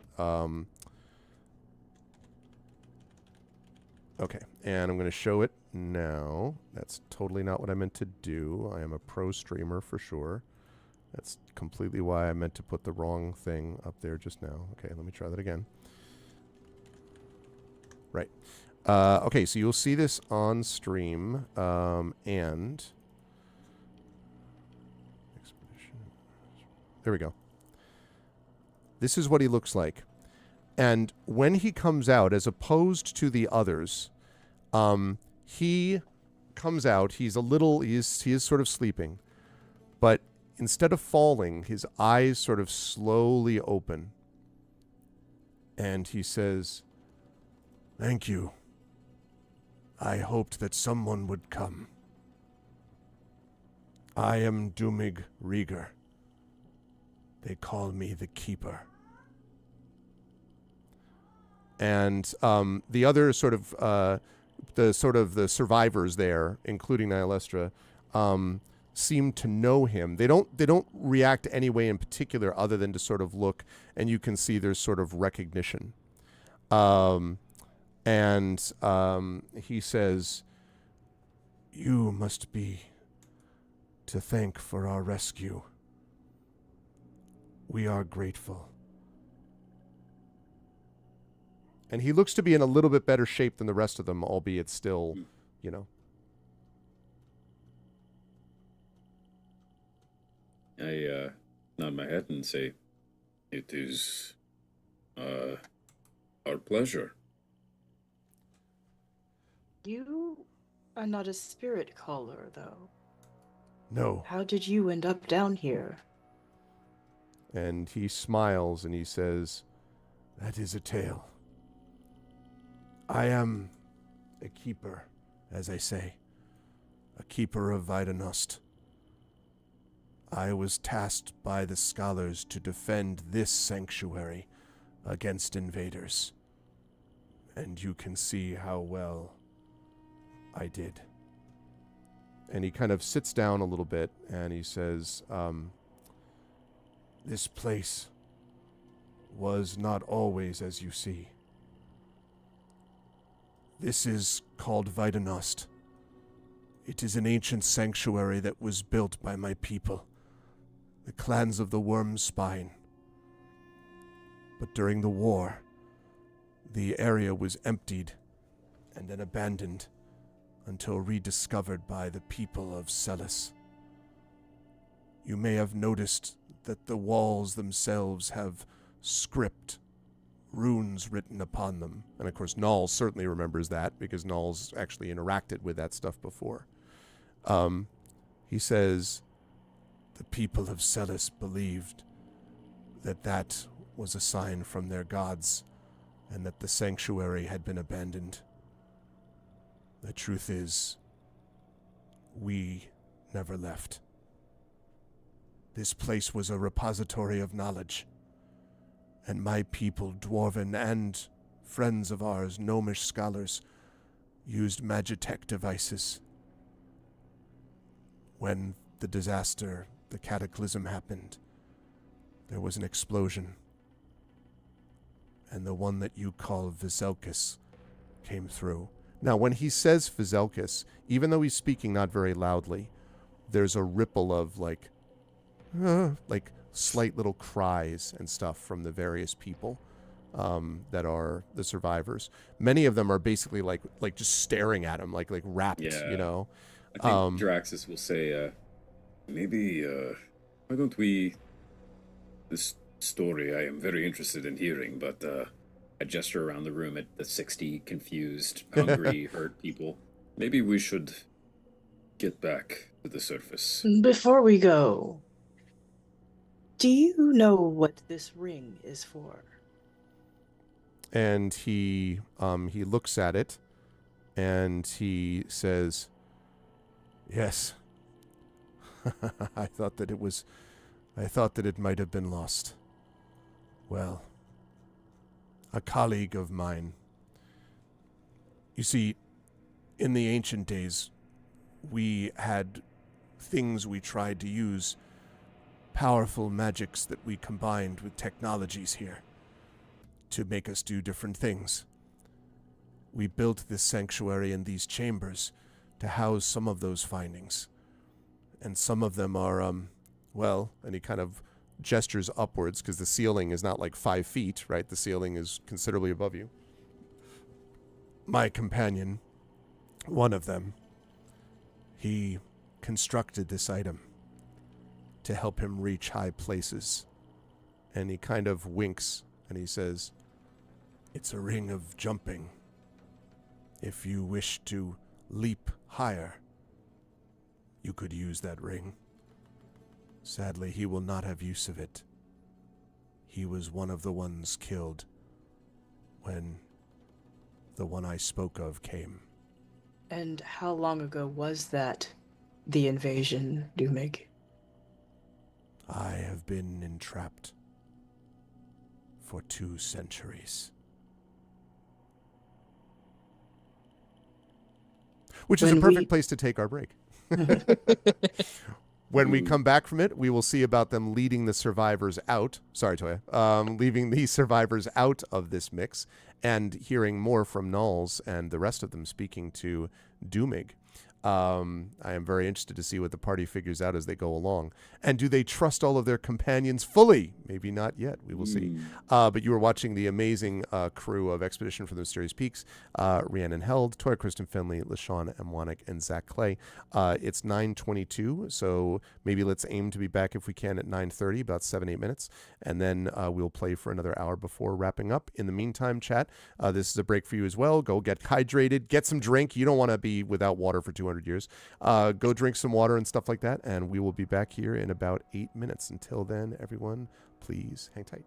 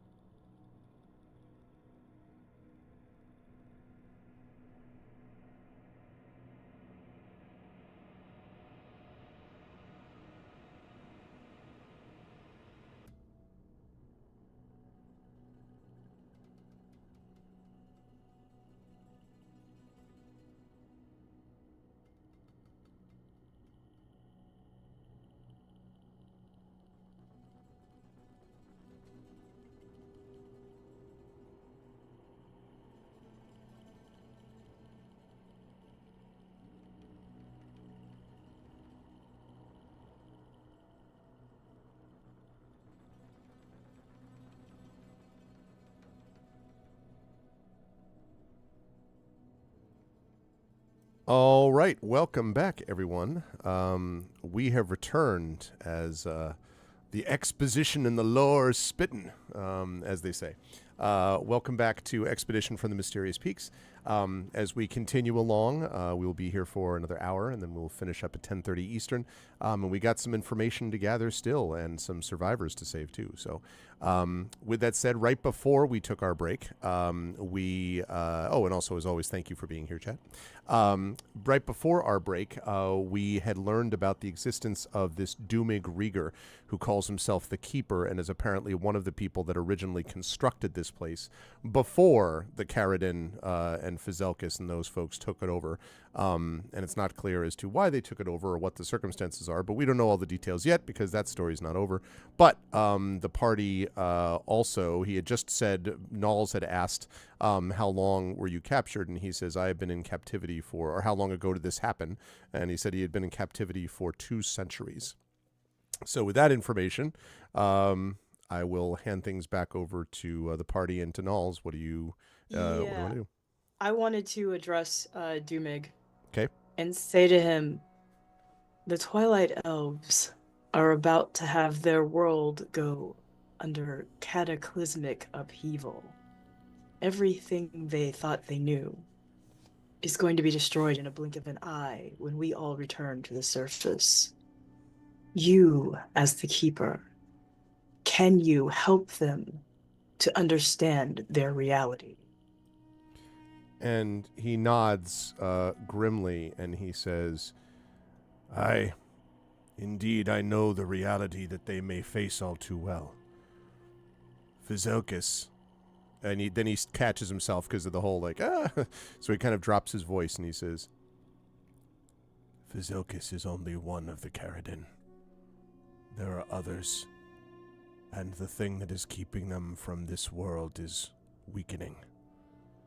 Well, we think we may have encountered another one of them in the woods. And Knowles looks over at Jaraxxus.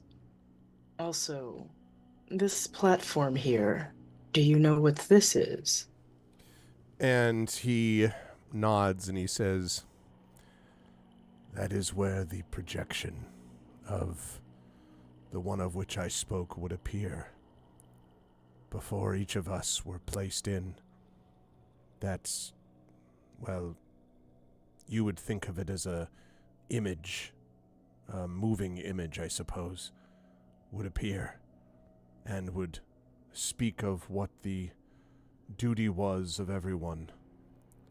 The duty they, of course, spoke of was feeding themselves. Go ahead. Is it Magitech? In part. The creatures that were doing what they did as they began their process. And he kind of pauses a little bit and then says, well, you already know a great deal. Once the explosion that I mentioned happened, the dimensions walls were weakened, but it did something different as well.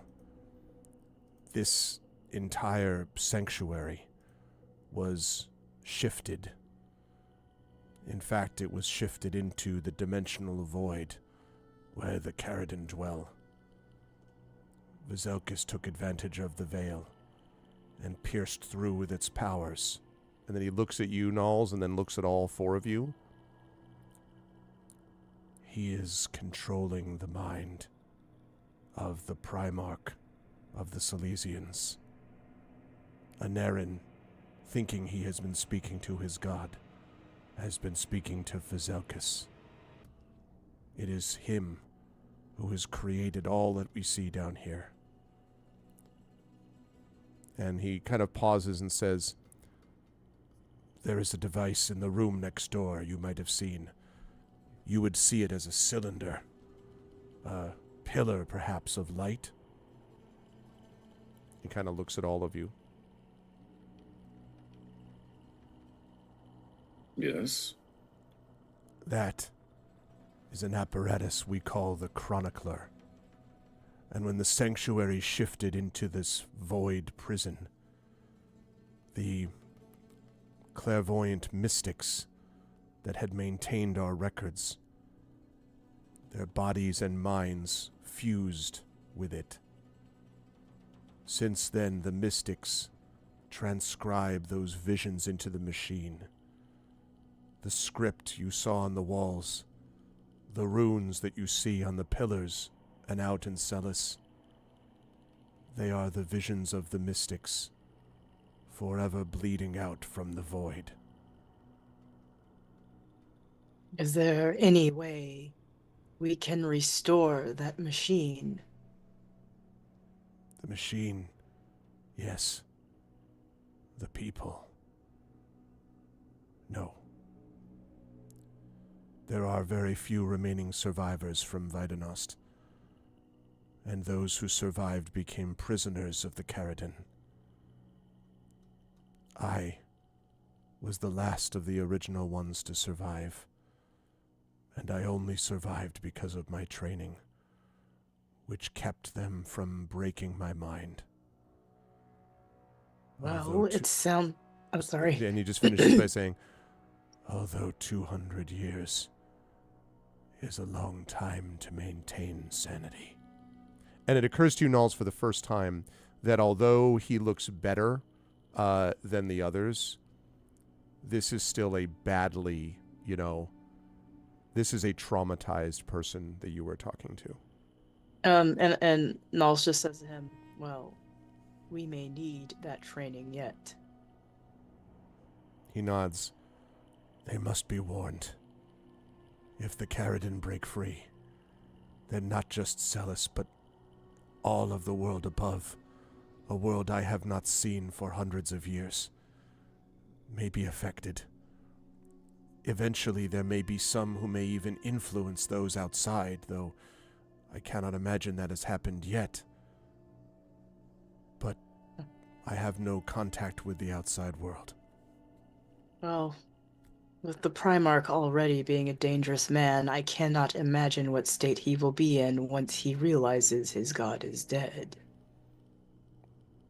Then you must give him a new god. One of reason. Give him something to believe in. I cannot say whether his faith is misplaced, but I can say that he is the faithful, has been misled in this. Vizelkis has taken advantage of him, and the other Caridin will do so as well. And he falls silent. Oh, go ahead. Yeah. How many are there, the Caridin? I cannot say. I only saw a few at a time. There could be 100 or 1,000,000.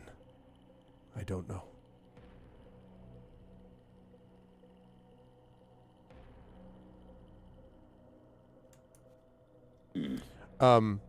He also mentions, and when, sort of just to kind of finish up a little bit of that, he mentions the fact that the reason he knows that he was in touch with the Naren is that because he was there the longest, Doomig also therefore had some limited access to Vizelkis' thoughts.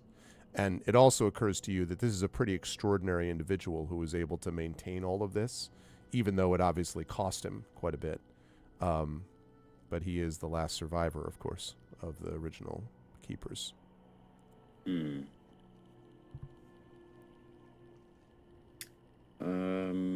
As we're walking, yeah, Jaraxxus is gonna go up to Nihilestri and say, I'm not sure how much of that you overheard. I heard some.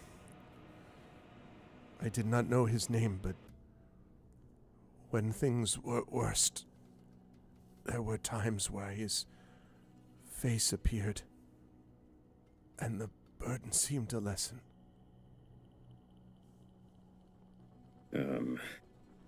He says that your Primarch has been directly misled by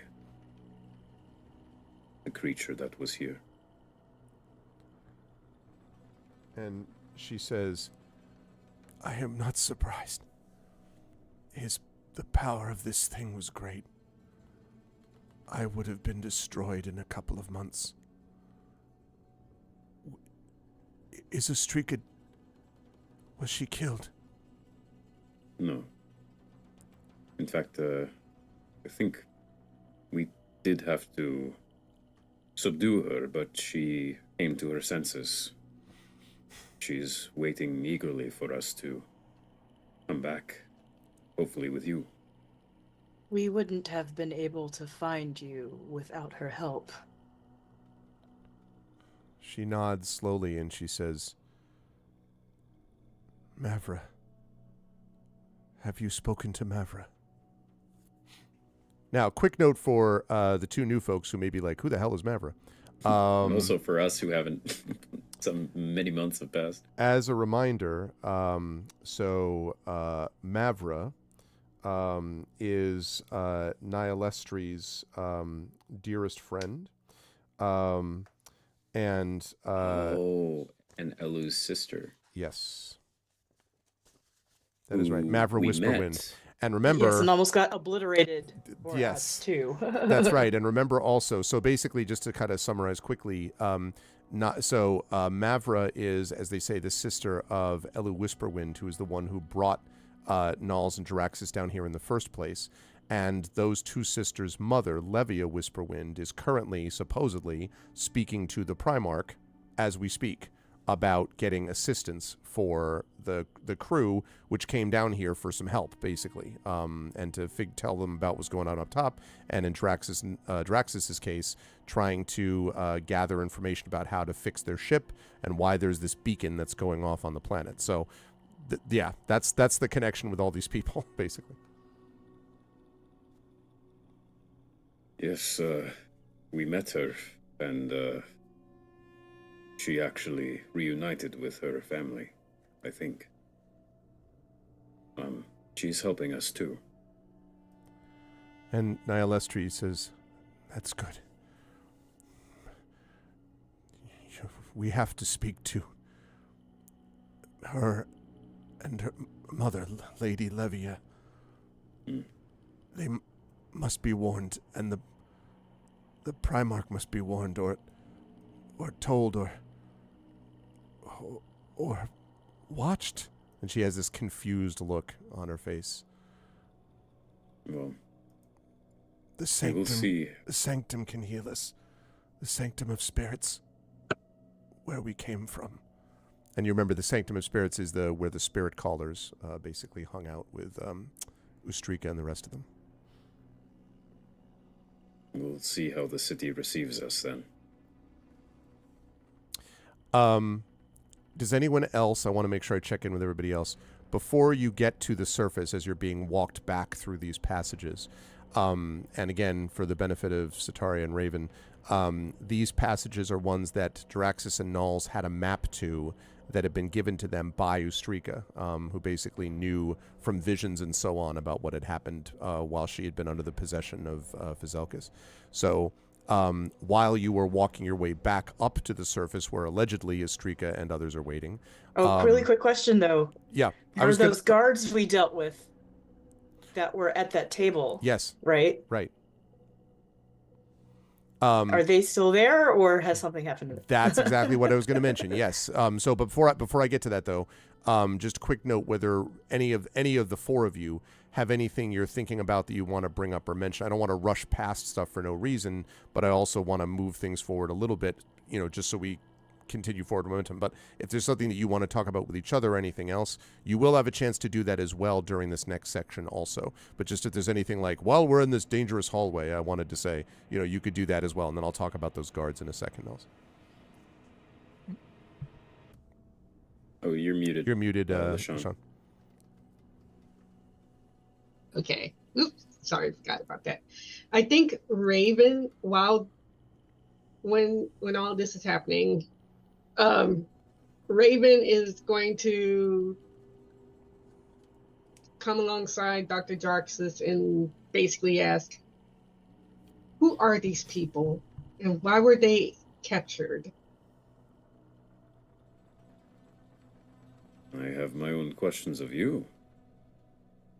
But we are in a settlement underground on a planet of its own. There are elves down here who were worshipping a false idol. It was that darkness, that creature we killed.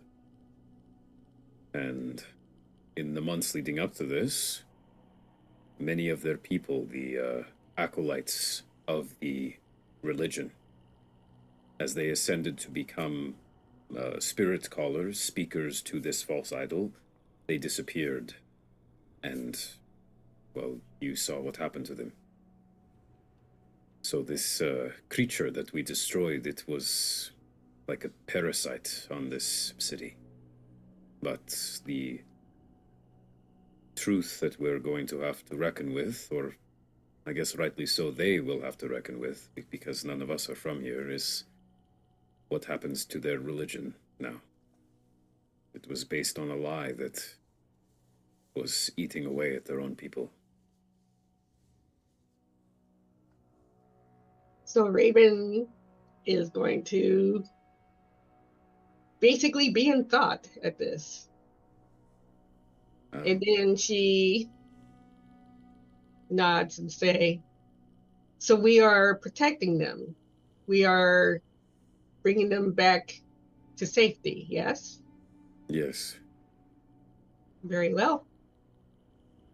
May Well, I ask you something? you may ask. I don't know if I will answer, but you may certainly ask.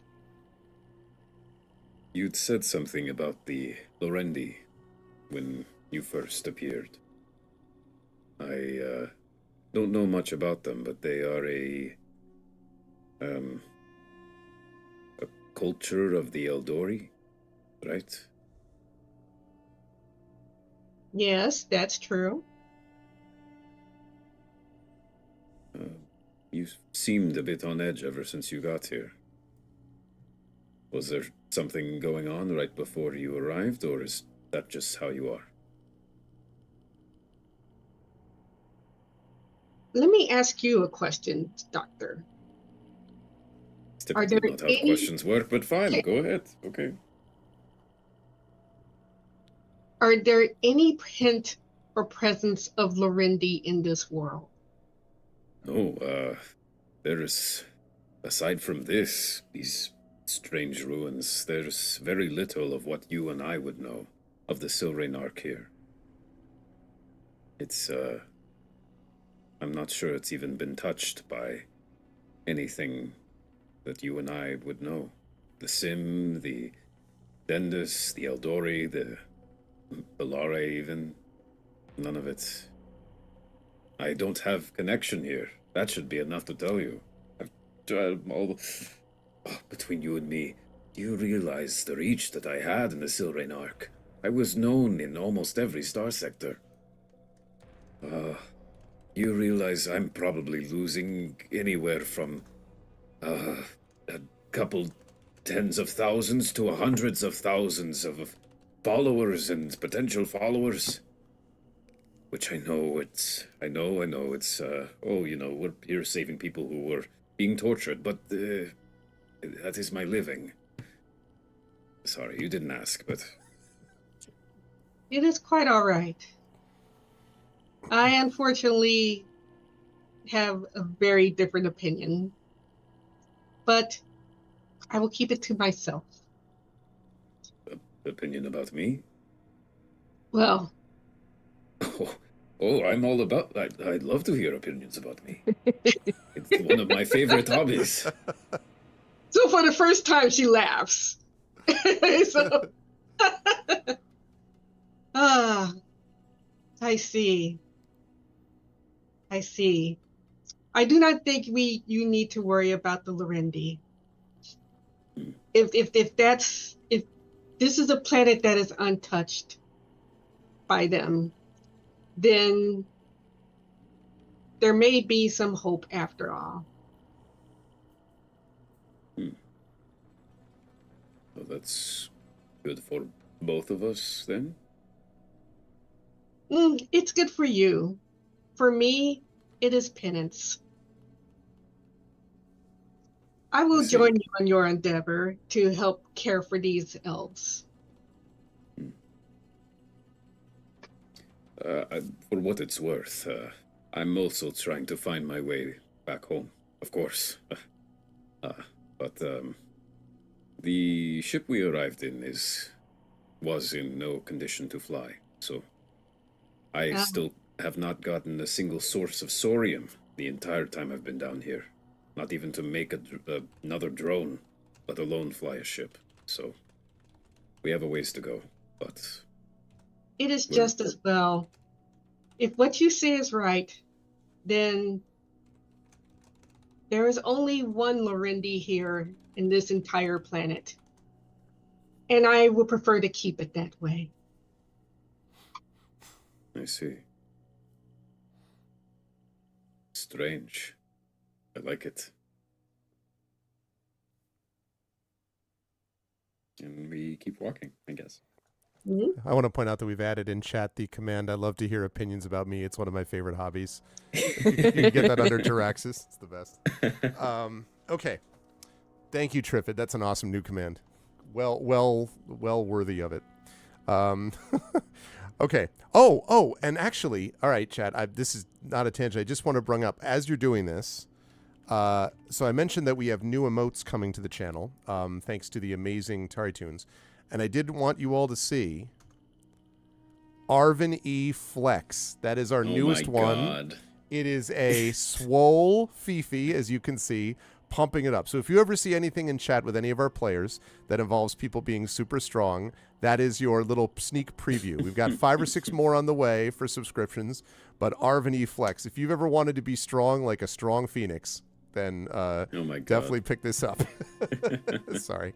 I was reminded of that when you said it. So great work from Tari, and there's more where that came from. Anyway, okay. One question for Sataria before we talk about what happens up top. As you're on your way up, you've obviously heard some references to some of the things. I guess my question would be, you certainly have done some studying of sort of magic and some of the intersections of Magitech and things like that in your studies.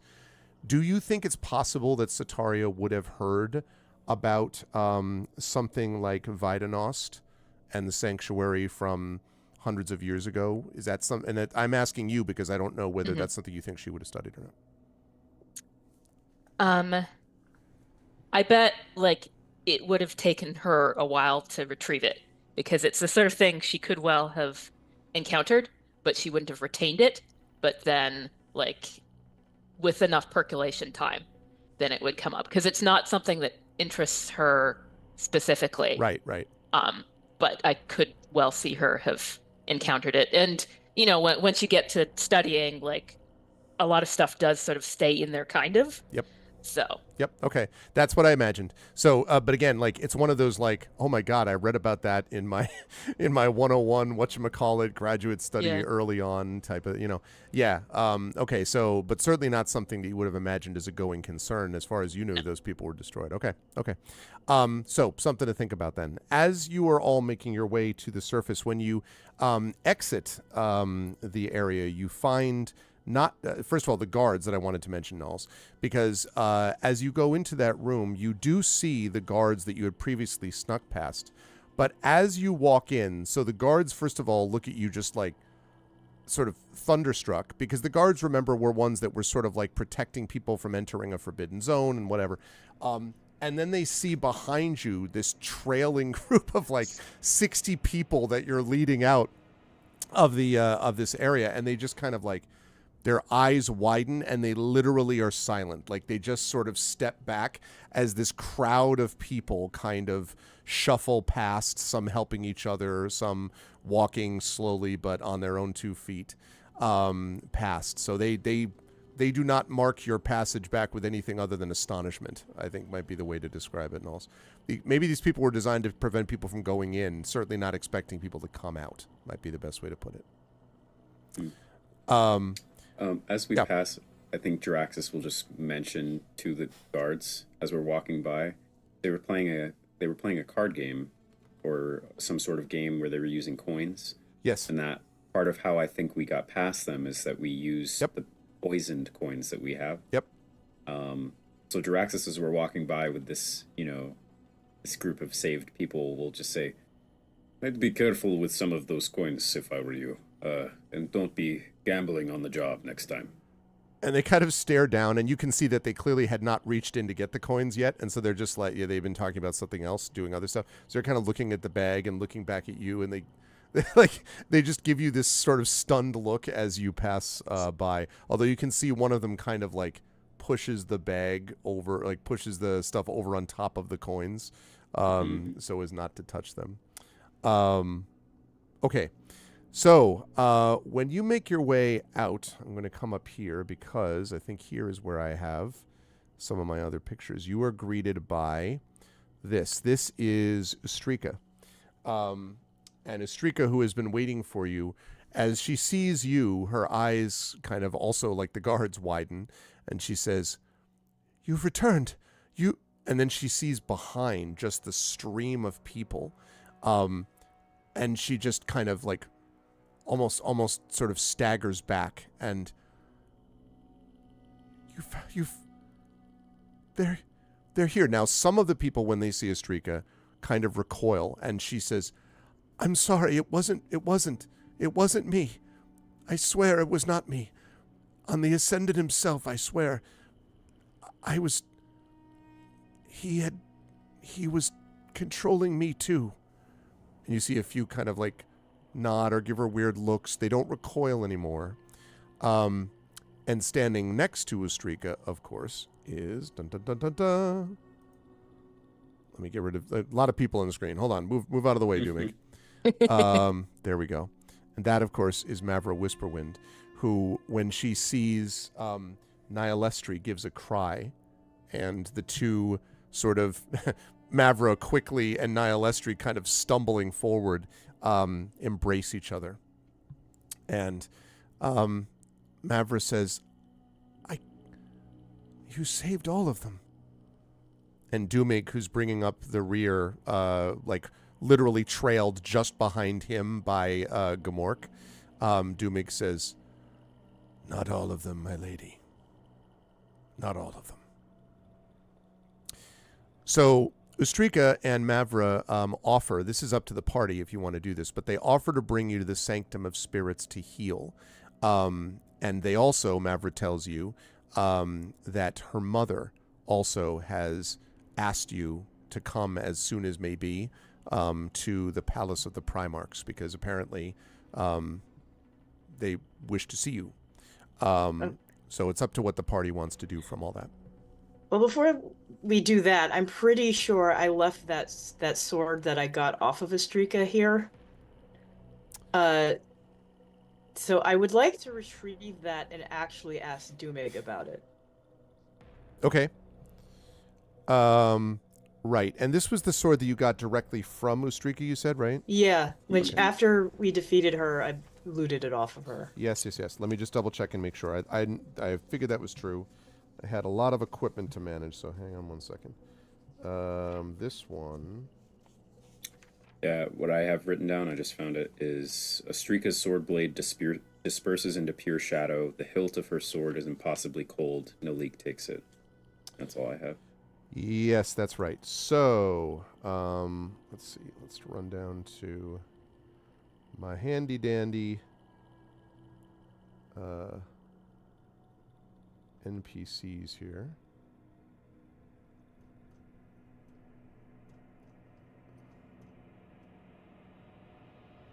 Okay, right. Right, so there we go. That's what I was looking for. Yes. So this Dumig looks at it and kind of frowns, and also before one pause about the ring. Having told you that, did anyone do anything with the ring once he told you what it is? That this thing is this ring of jumping?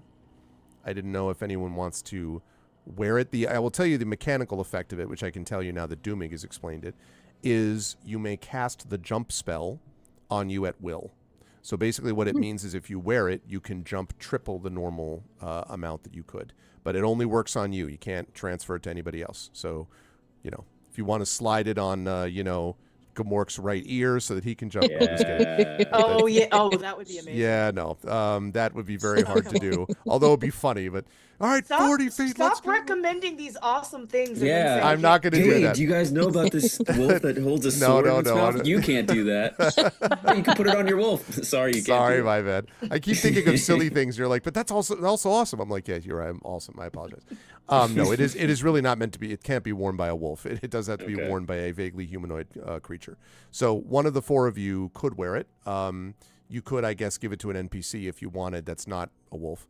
But that's the mechanical effect of that ring. So before I talk about the sword, I wanted to ask about that. There's no NPC that I would want to give it to. I There's no, assumed like- as much. Is it? It's going to be kind of a niche item that I'm not really sure it's best in anyone's particular hands. So Yeah. just go to anyone. I think Sataria is the keep. Yeah, Yeah, Sataria the has keepers it. of it. I was assuming maybe she would put it on unless somebody took it from her, just because, like, why not? Spells Right. are cool. Okay.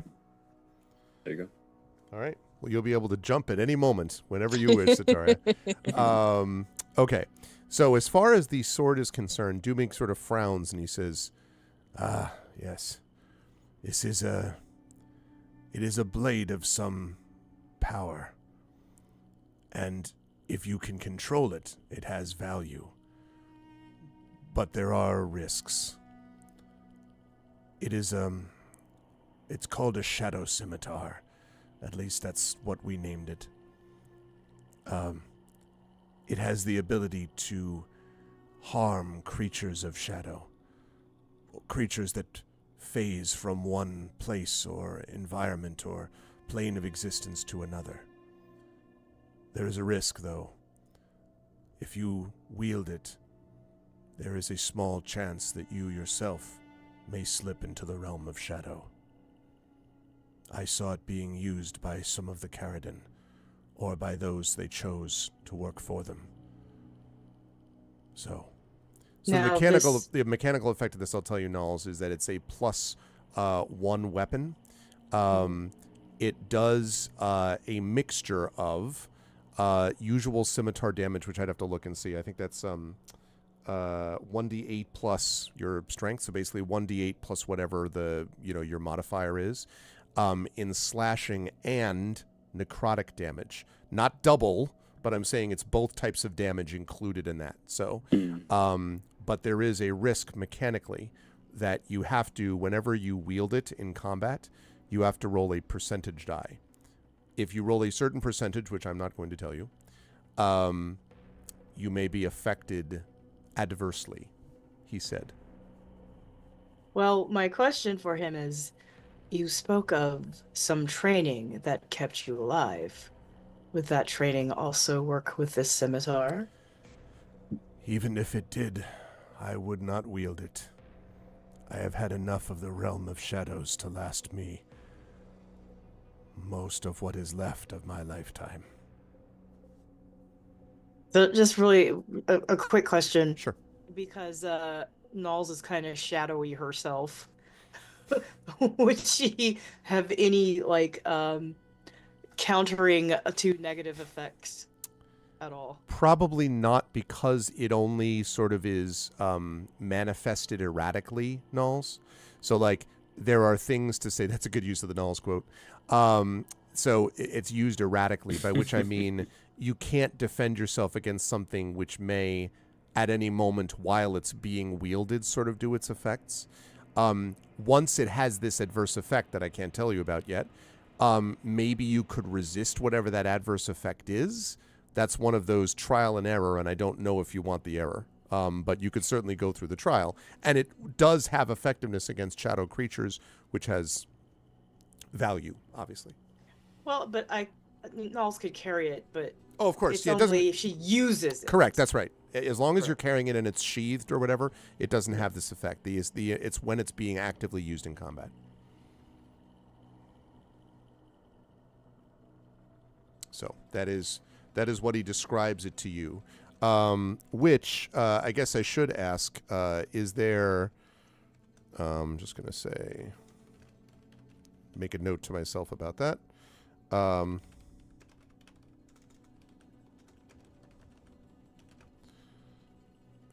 Let's see.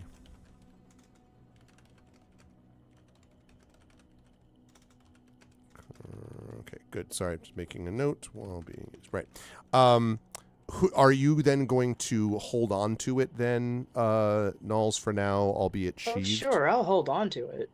Okay. Just wanted to make sure. Okay. Given that, are the rest of you going to agree to this, go to this shadow of, I should say shadow, too much shadow, Sanctum of Spirits, which is where the spirit colors originally came from? Before that happens, Raven is going to go to, go to the dwarf Yeah, sure, you can go to Doomig. and basically say, I do not know this land of yours, but I helped defeat some of the creatures when I first came here. And I came across this, and she pulls out the diamond. And what would this be? And he sort of looks at it, and his face is somewhat grim again, and he says, that is itself a kind of prison. It is also a source of energy. It is what was used to power the machine, the Chronicler, although when we used it, it did not have the sort of evil purpose that it has now. Inside that gem is a mote of elemental energy. We call it an elemental gem. At the moment, it serves as that source of energy. But if you were to shatter it, that creature, the energy within it would be freed.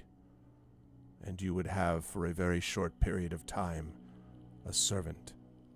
So what this is, Raven, apparently is this elemental gem, and it is a yellow gem which contains within it an earth elemental. If you shatter it, the what happens in that environment is it works like a conjure elemental spell works. And so what that means is that for the time that you have it, which is up to an hour, if you concentrate on it, you get an earth elemental which will serve you. Now, quick note, that is a 5th level spell. An earth elemental is exceedingly powerful. So this is one of those almost literally, in case of emergency, break glass items, right? If you're like, we're in big trouble, could do worse than to have an earth elemental. But once it's gone at the end of that hour, that's it, and the gem is obviously shattered, so you can't get it back. Mm-hmm. But it's a nice little, we're in trouble type of support. I see. So she thinks about it, like, thank you. Thank you very much. I will figure out what to do with this. And he says, also, he says, be careful. Once you have summoned it, it will serve you for an hour and then dissipate into the elements from which it came and be freed. Before that time, though, if your concentration is broken, it will become hostile towards you. So, have a care when it is under your control. Understood. And so she decides to go, so then Raven goes and tells the others and gives a very pointed look at Gormak as she does so. At Gamork, you mean? At Gamork, okay. Yeah. I was like, Gormak, where did I put him? Okay, yeah, Gamork. And Gamork kind of, so now, of course, he doesn't, the speak with animals is all gone and all that, so he's just, and kind of just, as you're speaking, occasionally now, as a reminder, Gamork, of course, is sightless, and so but senses around him. And so he just sort of, as you're speaking, kind of a low, continual growl. In fairness, Raven, you have noticed that Gamork spends much of his natural life in a low growl towards something or other, so it may not be unique to you, however. No, It is the case. Yeah. It keeps me on my toes. Yes. Okay. So, at the Sanctum of Spirits, I'm going to tell everyone that you are going to get the benefit here of what is a long rest. Even though you have long rested before, this is different. So you're going to basically restore yourself to full, is what I'm saying. So also, and again, we won't have to worry about this time, but by next time, I want to make sure that everyone, as I mentioned before, has leveled themselves up to level 5. But in the meantime, just now you can go to whatever your maximum hit points are for that. You can restore all your spells, et cetera, et cetera. Also, sorry. Sorry. So Ustrika also rewards each of you with 100 gold pieces in addition. For rescuing, basically, each of these survivors.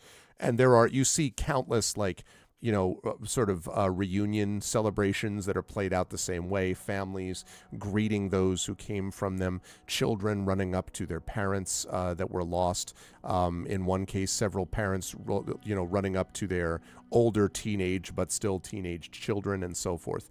The overwhelming majority of these people were, in fact, spirit callers, as you theorized. But there were a couple who were sort of one or two that were adventurers that were Twilight Elves that had tried to find them and couldn't, and then got taken in. And, of course, Doomig, who is the one that stands apart from sort of all of them. Then you are asked to head to the Palace of the Primarchs. And the person who does that is a very familiar character who comes up to you, flits around Nihilestri, is like, yay! And that's Rel, who is the sprite caretaker of Whisperwind Manor, that, of course, Jaraxxus and Knowles is very familiar with. And Rel says, you need to come to the palace. This is so exciting. You've all done a wonderful job. Who are these people? What happened to Titus and Fob? Why? Who? I'm Rel. I'm the caretaker. I helped the Whisperwinds. These are wonderful people. Also, I'm so happy that you found... do you want to go to... She seems very scattered, even more scattered than normal, which is, saying something. But yeah. So she's flitting about all of you. But you're being asked to go to the palace, and you can go when you wish. If you want to sort of, chat with Rel first, you can do that, or head over. It's up to you. Yeah, I think Jaraxxus will take the time to explain what happened, and he'll even show with his recording unit. He'll show some clips of what transpired and Titus and Fob's disappearance and who these new people are. She shivers at the appropriate times as well, and kind of. She said that things here have been crazy. Lady Levia is going to be addressing the council, and yes. And she sort of shakes her head and she says, I'm glad. I'm truly glad. Mavra and Naya being together is just... And she shakes her head again and she says, I know there were some that didn't make it, but I'm glad that they're here. And then she sees Doomig, who's sort of, standing apart. And she says, who are you? And Doomig says... My name is Doomig Rieger, and you, I see, are a sprite. You know the Whisperwinds. That's good. And she nods and kind of looks at all of you and then says, so are the two of you, she flitters up to Sataria and then to Raven, you're joining the others here? I mean, it's good to see you. I don't know you except your names now, but are you going to join them and help? I mean, perhaps we can help you, or they can. I mean, I can't, but they can help you. Really? Are you? It's always hard to tell if she's in the midst of a statement or a question. Well, apparently I'm needed. So, and I still think I can parlay this into class credit. So I'll come along for now. I mean, it's a nice break from all the studying. Raven looks more reserved Mm-hmm. and more, perhaps just a tiny bit overwhelmed. Rel does that, by the way, on her own, is a little overwhelming, just by definition. And she, so she says, all right. Well, the council's going to start. We should go to if you're rested. I mean, but the council, if you're gonna, I mean, and she's kind of flitting back and forth, to the door and back again, which is literally Rel and not the game master, to be clear. That is not proxy for me being like, hurry up. I'm not doing that. I'm literally just mentioning what it is that Rel's doing. But you are healed apparently at this sanctum. Also, I will say that Ustrika and Mavra and Doomig have are all going to accompany, because for all different reasons, like Ustrika, because Ustrika needs to explain a little bit of what happened. They have been summoned, basically, is what I'm saying. And Doomig wants to come along because Doomig has told you he thinks he knows the threat, that everybody faces. So. Yeah. I'm not sure we have much else to do other than, what's the term? Hear the music? Maybe. Face the music, maybe? Right. Why? What does it mean to face music? I never got it. It's dealing with the consequences. Of music? Oh, my ears. Yes, I'm interested in what will happen. We did just get a bunch of gold, so maybe some shopping is in our future. But we should probably go see what has happened.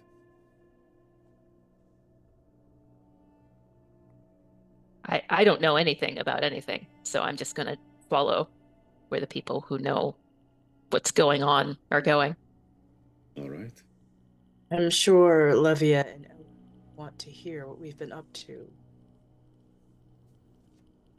Raven is going to stare up into the sky with a brooding look on her face, and then clenches her fist determinedly and say, if it must be, then it must be. And then she squares herself and follows after the others. Okay. So, A most emo. yeah, no, I know. I was expecting that there'd be some Evanescence playing in the background. I can't wake up. Wake me up inside. I can't. No, it's more her. This is a new start. This is a new life. But it's not what I would have selected, but it is what it is. Yeah. Absolutely. All right. Well, hi, Tom. Okay. So, you are led to the palace then, and I will say that the palace, the Primarchs, is located at the center of the district, across this decorative stone bridge, which is multicolored and sort of shimmers as much of Celis does when you look in it. And I will say to both Raven and Sataria, since you haven't been in this place before, Celis itself is very much, think of a lot of, actually, a little bit like my office right now, a lot of purples and blues. It's quite sort of dimly lit. There are a lot of almost what look like large mushrooms, luminescent mushrooms that you can see on the pathways. But up above, in what is clearly a massive cavern, above in that cavern, you can see what looks like the twinkling of stars. It can't be, obviously, you're indoors clearly, but it's an extraordinary sight. And sort of almost overwhelming in the way that Raven mentioned before. There's a lot of that going on. And the outer wall of the Palace of the Primarchs is, which is massive, sports columns and carvings of this bright stonework that is decorated with silver and green and gold inlays. And a translucent ring of glowing runes spins about the top of each of the 4 side towers, with one shining brighter than the others. And it's that one that's shining brighter, the side towers, that you're sort of moved to in the general direction. When you come up to the main hall, which is this 20-foot tall arched double door, there are no fewer than 8 heavily armored people outside of it. There are 4 knights. You can see like the guards that Nulls, you and Jaraxxus encountered when you first came in, except like these people are like, yeah, they're clearly we are the tanks of the guards, right? Like they are super heavily armored, and next to them 2 robed figures, and you can almost, Setaria, you could almost, like, without even making an Arcana check, you've seen people like this. Like the magic is just like, you can smell it, right? It's just breathing off of them. These are 2 very powerful mages, obviously. And then next to them, 2 also armored figures with 2 massive tower shields. Just like, this is very much the no one gets in here without, type of thing. And 2 of the non-shield wearing, shield-bearing armored figures approach. And Rel, who is flitting along in front of you, says, "These are representatives of the Whisperwind House. That they're here. Lady Levia sent them. They're here. I brought them. I'm Rel. I work. They're supposed to let us in." And at that point, Mavra, who's kind of walking along, is like, "That's Rel. It's all right. We are here." And the guards sort of bow slightly, and we were told to expect your arrival. Come in, please. Things are moving quickly. And I'm going to slide us back over to the cams only area because I have a picture of what it is that you see. So let me scroll up to that area. Right up there. The stuff. Okay, there we go. So, okay, and again, I'm going to be putting this on stream. Paste, crop, save as, there. Okay, I'll be putting this on stream right now, he said, doubtfully. Okay, here it is. So I'm going to put that right in the center. Or actually underneath for the moment, over chat. I beg your pardon, chat, for just a moment. The central chamber opens from a grand archway between polished stone columns, and there's a vaulted ceiling which carries the echoes of the many voices inside. Lady Levia Whisperwind, who not recognized by Setaria and Raven, but definitely recognized by Nulls and Jaraxxus, who of course have met her, is standing at the center atop a raised platform. And before her, a tall, slender fae with golden skin and fiery red hair sits upon a bramble throne. And there's a lot of sort of murmuring as you're walking in. And when you come in, there's a, what a piece of people that saved the spirit callers. And there's like a lot of whispering as people see you going by. And I would like everyone to make a perception check for me, please.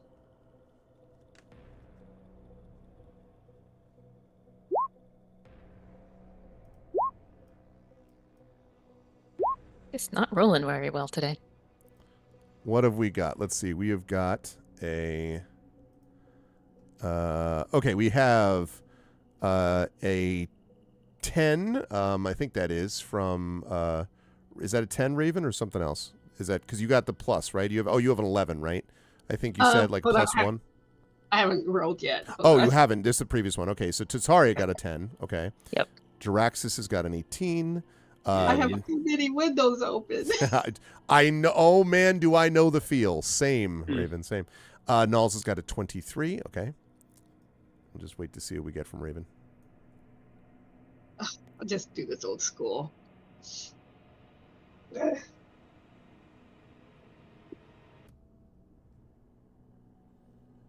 5. Okay. So Setaria and Raven, perhaps sort of taken aback by everything that's like they've never seen any of this before, possibly is part of it. But Nulls and Jaraxxus, you do hear the very last part of what clearly was a speech from Levia, saying, "And we've isolated ourselves." Sorry, there's a little bit of an echo. And we've isolated ourselves for so long, we have become blind to the pervading evils surrounding us. And then she sees you, the crowd, the hall quiets after a bunch of whispering, and she gestures to you and she says, "These are the ones who resisted the cultist, and saved my daughter's life, and rescued Celis's missing citizens." And she looks at all of you and she says, "The Primarchs would like to hear from you directly, but we cannot have you speak to the Ascendant.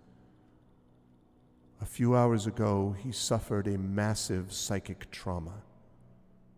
We don't know why. He is catatonic and being treated. And Tulafal here," and she motions to the person on the throne, "is the next in line to serve as Ascendant."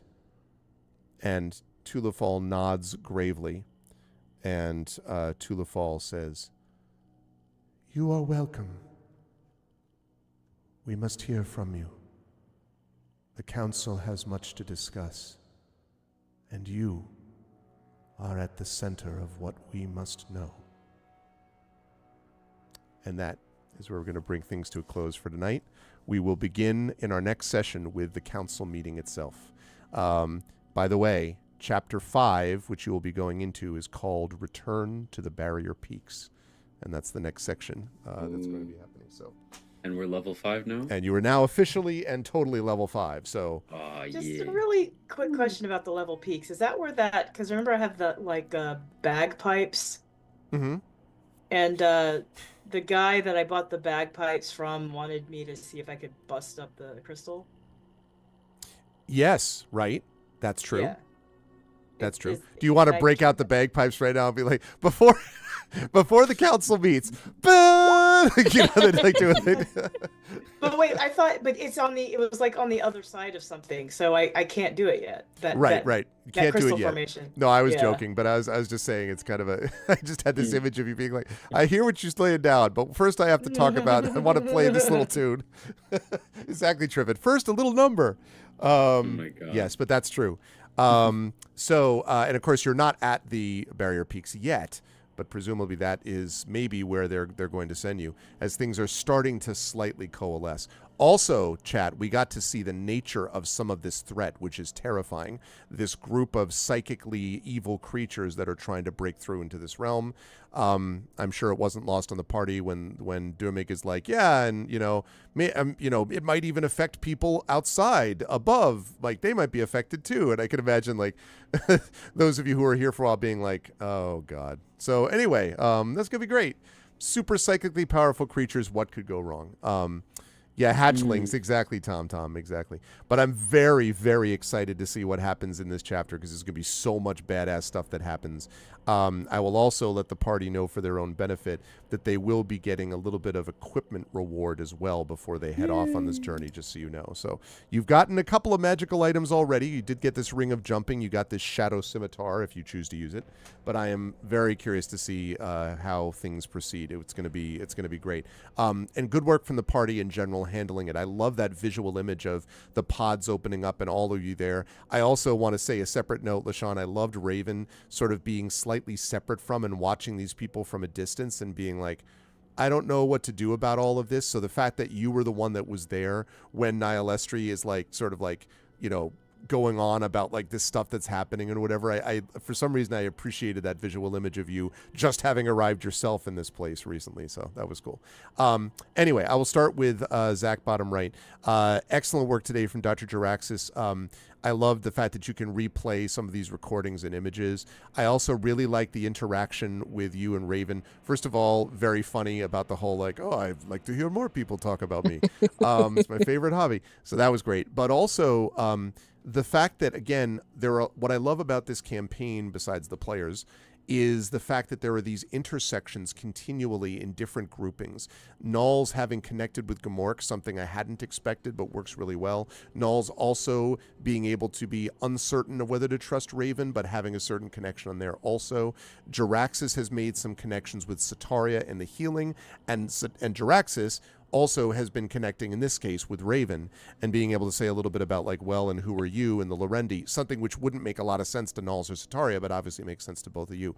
So that's interesting, and that's another sort of line that's being built among these characters that I really appreciated. And maybe you're going to get a little closer to the information you seek, which is how do you fix your ship, and also what about that beacon? So there's all that stuff going on. How'd you feel about today? Where will the lovely folks find you next? Yeah, today was great. Lots of good RP and some funny moments, some serious moments, lots of good lore. And I'm excited too to see how we all kind of settle into the new crew, and also as we're kind of finishing here in Celis, figuring out what's next and where to go and what to do and getting more powerful. And yeah, it's exciting. And I really enjoy the building of the relationships and dynamics between our characters. I think that's really great, and yeah, I'm excited to see what the future has in store for us, and what other adventures we might have. So people will find me here for this, of course, and then also for the Our Vocalists, which is our monthly show on this channel where we voice act text-based video games. Right now we're finishing Growing Up, and then we're going to be going to Citizen Sleeper 2, which is going to be great. Yeah. And that's great. Also, we have our podcast, Gen GMs, that we've been working on that you can check out. And then aside from that, you'll find me on my own channel. I have gotten back into a weekly streaming schedule. And essentially what I focus on in my community is highlighting the roleplay communities in World of Warcraft and Minecraft. A lot of people here on Twitch are familiar with like GTA roleplay and Red Dead Redemption roleplay, where people voice their characters in these video games. But World of Warcraft and Minecraft are all text-based. And so actually very similar to the Our Vocalists, I will go in and voice people's characters and showcase their cool art and designs and things like that. And it's a niche that hasn't really been covered in those communities, so I'm happy to do it. So you'll find me there at twitch.tv/ZachClay there in chat, and otherwise in other places on an internet near you. Yes.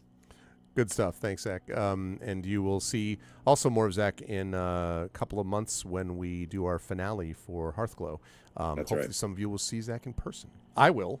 So, but anyway, always a pleasure to have Zach with us. As I said, LaShawn, really enjoying the development of Raven. I like the idea that there's obviously something that's kind of a moral core that is motivating Raven, but Raven is also like, I'm not just going to tell you the moral core. Like, I will decide the things that have, over time I will reveal this stuff, which completely makes sense. And Raven's sort of having to kind of go with the flow at the same time as managing and maintaining a certain level of caution feels very authentic and interesting to me also. And I am super curious to see how that kind of builds out over the course of time, and the relationships with, as I said, Jaraxxus we had some of today. We had Nulls earlier. Since you are one of the two new people that appeared along with Sataria, that's going to be interesting if any of that comes, to fruition. Like, how does it feel to be one of the two new people that just showed up here in the middle of a dungeon type of thing? So there's that too. But I'm very curious to see how that develops over time, and to see what cool new stuff you can do too as levels increase. How did you feel about today, and where will the folks find you next? Yeah, I'm definitely getting a good handle on who Raven is, and yeah, I usually tend to play more upbeat characters, and with Raven's very interesting, and almost, yeah, I love playing her, and I am looking forward to see how she develops over the next few games, and how she adjusts to being on this planet and all that. So yep, it'll be fun. People can find me. They can find me on Facebook. They they can also find me in Blue Sky, be it yeah, I see that my thing's being shown. Yes. Yeah. So I have a Patreon, I have a newsletter, yeah, and that's basically it for now. Thanks, LaShawn. Great stuff as always. Pleasure, and look forward to seeing you again next month. Toya, great work as always from Knowles. As always, it is a great pleasure to be able to play off of Knowles from the Gamork perspective. That's always a ton of fun.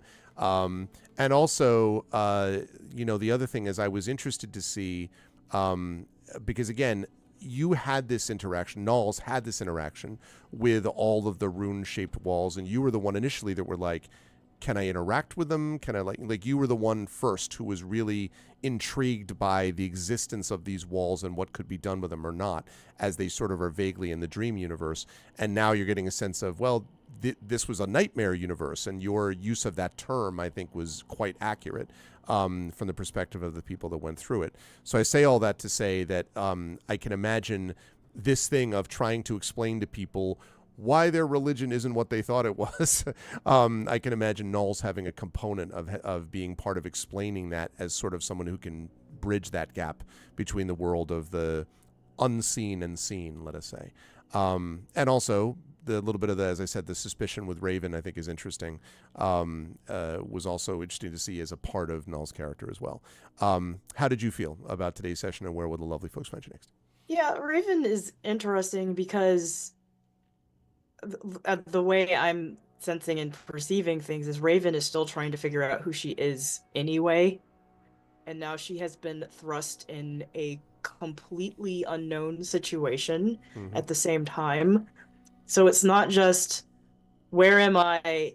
How much am I going to trust everybody else? It's also, how much do I trust myself? And, who am I in all of this anyway?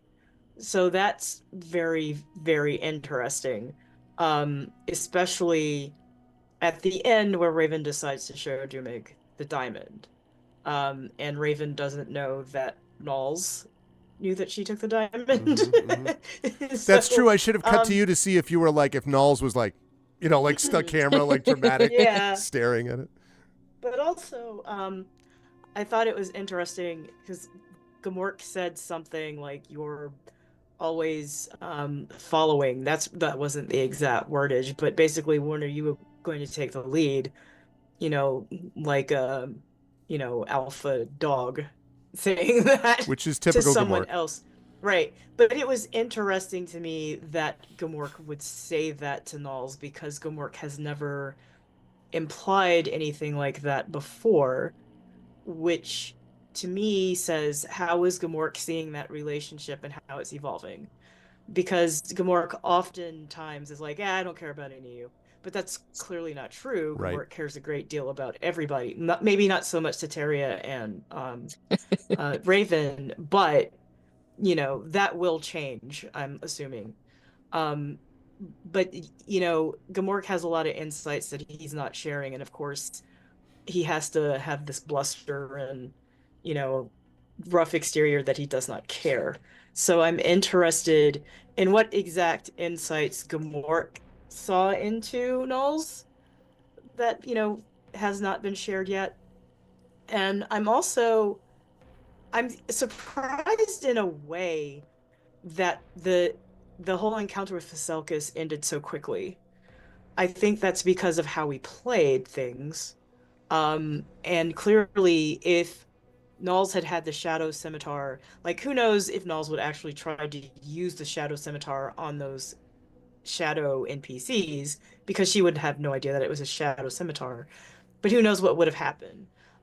So that's very interesting. I wonder, I'm always wondering, how would things have played out differently? I think things could have gone a lot worse than they did. But also, narrator like, voice, things yes. things went badly.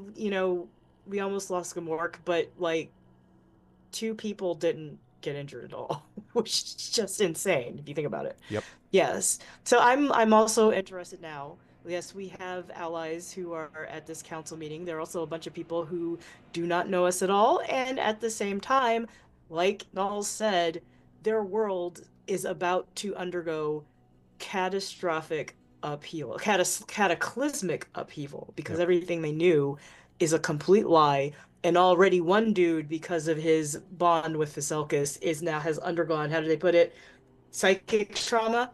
So that's going to be interesting, because not everybody is going to be so receptive to what is being said. Yeah. So I'm looking forward to how we try to present them with this information, from complete strangers to the Twilight Elves who were kidnapped to Doomig.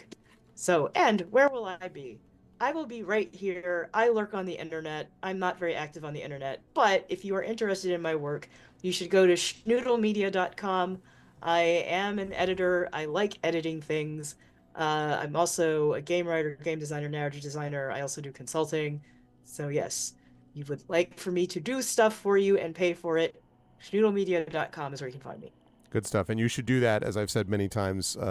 Toya is super smart, super capable, and you should absolutely get all of her stuff. Thanks, Toya. Great stuff. And Rhiannon, great stuff as well. I loved the image, by the way, or the impression of Sataria feeling like she wants to be useful and feeling the need to be useful. Obviously, the class credit thing is kind of a continual running gag, which I think is funny. But beyond that, there is this notion of there's almost a there's an impulse to it, like a real need to not just feel as if they're off to the side and they're not helping. And that's really interesting to me, because obviously you're in a place where you're going to be extremely helpful all the time. But figuring out how to sort of establish yourself in a way that you'll be able to take that step and be of need to other people, and be of use to other people, I should say, be helpful all the time and have a purpose that you find going forward. That's going to be fascinating.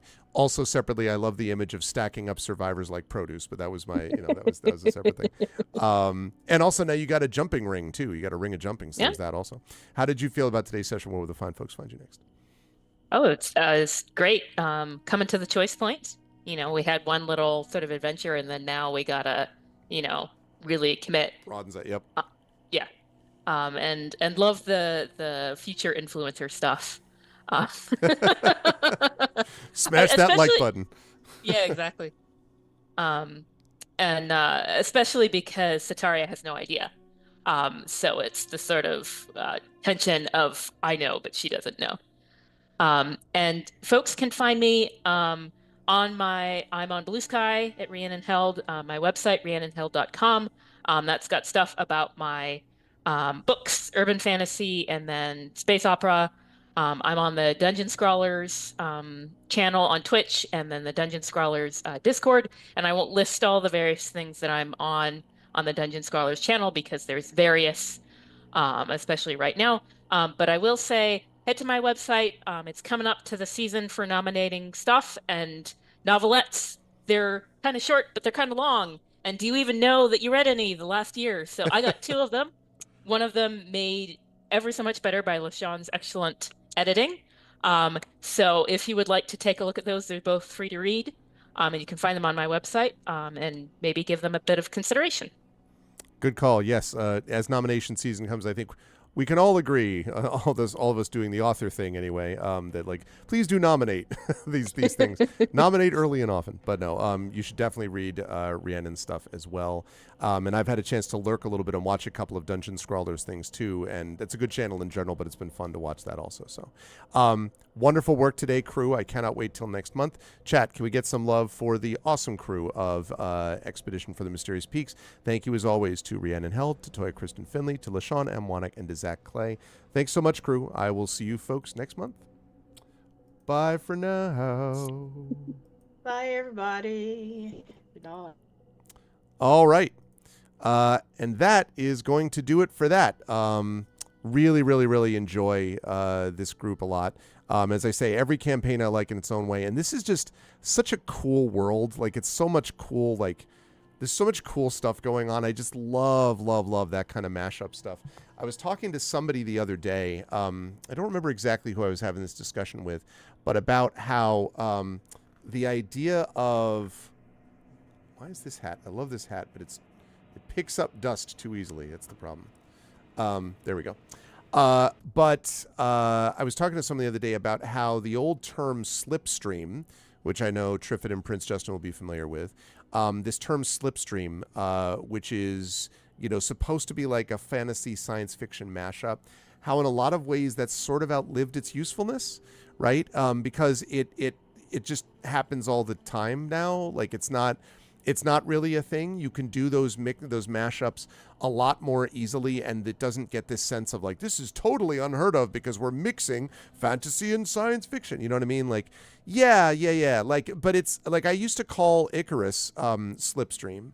And it is kind of that, but I mean it's accurate, I guess. It's just that it feels like it's not. You don't need a separate term as much now. It's just the world, and in fact, it's one reason why there's clearly a distinction between very sword and sorcery, vaguely medieval Renaissance-ish style high fantasy. There's a difference between that and very science fiction-y lasers and robots and stuff like that. That's clearly true. Those are distinctive categories. But in another way, then you got like people with laser swords that are basically samurai and are ancient warriors, but also are, you know what I'm saying? Yeah, the man who bridged the mist is Slipstream, sure. Which I teach in my fantasy fiction course. And yeah, like it just feels like there are numerous examples where that stuff is coming together in a way where I think speculative fiction, which is a great term, and I don't care. I heard someone like, that's sort of pretentious. No, it's not. Speculative fiction is a great catch-all term to refer to the broad base of fantasy, science fiction, horror, and again, this sort of whatever we're talking about, Slipstream, because it's about the what if, right? And speculative is sort of dealing with that as well. So like, so I think I agree that Slipstream is not intuitively descriptive. So I like the idea that we have this category of speculative fiction that refers to this because they are all so different in some ways, and yet the genres now that we have, there's so much mixing that can happen and often happens that it's like just a thing, and no one is like, what? I don't understand. Why did you get your chocolate and my peanut butter? Everyone is just happy to be able to do stuff together. So it's very cool. I dig it. But having said all of that, I think that's going to do it for me. I have been playing around with the idea. I'm really trying to debate as to whether I should do this or not, because I'm thinking about, do I want to do any more Caves of Kood? I really do. Man, I am like 50-50 on whether I want to do some more tonight. I'm thinking about it.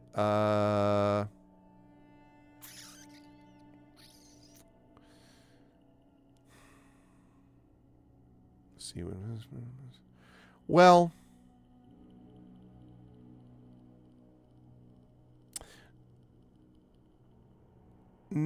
I think I will wait. I am tempted, very tempted, because I've really been having fun with that game, but I think I'm going to wait. Because I want to make sure that I get a little bit of work done tonight, and I don't want to be going to bed at some ungodly late hours. So, but I could see a scenario where there might be a possible bonus stream in our not too distant future. We'll see. I'll think about that. Either way, though, I am, of course, am going to be back in terms of scheduled streams on Tuesday. Get something to drink and come back. I'm tempted nonstop. I'm very tempted. We'll see. We'll see. I don't think so, though. I think I'm going to try to do this later, but. Nonetheless, I will be back definitely on Tuesday at noon Eastern with the chat chosen game of the month, which is Neva, which I hopefully will have learned how to pronounce by then. That is basically about a wolf and a girl. And I swear to God, if the wolf dies in the midst of this, I'm going to be deeply upset. I'm ready to be tearing up on stream, is what I'm saying. That'll be Tuesday, and then Tuesday evening, or Tuesday afternoon, really, I will be over on GOGcom's Twitch channel with Pen and Pixels doing more D&D of By the Dice Roll. So that is going to be that amazing crew playing Ghosts of Saltmarsh as that continues. Exactly. Hashtag does the wolf die. So that's going to be happening on Tuesday afternoons. That's very cool. And then I believe on Wednesday, if I'm not mistaken, although let me check this to be absolutely sure.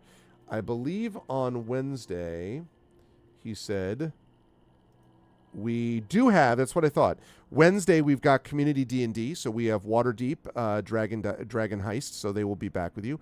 And then on Thursday the 30th, we have Caves of Kood, and then we will see. Now, Trifid is already hard at work on scheduling. February is going to be a very interesting month in terms of schedule because I've got a lot of conference travel, and there's a lot of stuff going on in general. So I'm going to be at Farpoint the second weekend of the month in Baltimore.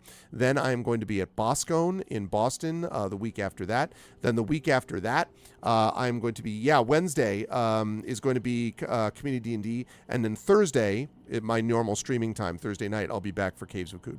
So I've got Farpoint, then I've got Boscone, then the week after that, which is President's Day weekend in the United States, we will have the storytelling event happening at St. John's, and that will be Brian Talwara and Marie Bilodeau and Brandon O'Brien. That is going to be open to the public, so if you are in the New York area, I'm going to be starting to advertise this in the beginning of February at some point, probably first or second week of February. I'm going to be starting to show the flyer around and broadcast it around. I would love to have people come. It's going to be a really awesome event. I'm really happy that my university is sponsoring it and is hosting it. So that's going to be happening. And there may be a couple of live streaming events happening with those people, just saying that could actually occur. So there's that. And then coming in either March or April, we have got the finale of Hearthglow happening as well. But just leading up to that point, there is going to be a lot of sort of, 2 conferences, then the storytelling event, and then things in quotes settle down for a little bit until we get to, I believe it is April or May, when I am going to be part of hold on a second as I look. In April or May, I am going to be part of where is it? I want to make sure I get the right date. Yes. Tuesday the 15th, I am going to be part of the Brooklyn Books and Booze reading, which is a fairly prominent speculative fiction series that happens here. It is a series that I have wanted to be a part of for a little while, so I'm excited that I get to do it, although I'll be skipping the whole booze part. But certainly the books part, and I'll be there for, beverages of another kind, ginger ale, root beer, that type of thing. So I'm going to be doing a reading there in April. And then, like I said, hopefully sometime around that time is when we'll also have the Hearthglow finale. And then we will be leading on into May. And of course, you all know that May is ArvCon. That's obviously a big deal around here on this channel.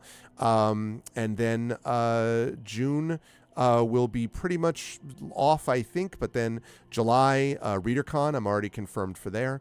August, Gen Con, of course. I'm very excited for the symposium again. And then WorldCon, super pumped up about that. I'm going to be announcing more about my own role there, but I am I'm a panelist, and I'm also doing some other stuff associated with that WorldCon, so I will talk more about that as well. And there may be a specific event also that's happening that, speaking of live events that you might want to be around for if you were in the WorldCon area in August. And then we start the fall, September, and then October is CanCon. So, looks like a busy year ahead. I don't know why I just gave you all my entire schedule. Anyway, my real point was that the next month is going to be busy for travel. So we're going to be kind of, playing stuff by ear. We're going to get a lot of our stuff in anyway because I'll be able to stream remotely at the very least from Farpoint. I don't know if I'll be streaming live from Boscone, but at the very least I'll be able to stream from Farpoint. So, that's going to be fun. I am excited for all of that. But that is what's going to happen down the line. Now, however, we are going to wrap things up and say that if you liked what you saw and heard, I hope you will consider following the channel. I hope you will consider checking out our YouTube channel, and thank you for those of you who are hanging out over on YouTube today. That's !ArvTube. Please subscribe to me over there. It's free for you to do that, but it really does help us out, so please consider doing that. Twitter, thanks for the Java update notification windows. I'll take care of that later. Twitter is, or actually, first of all, Discord is !ArvCord. You can hang out with the Arvanauts in between streams.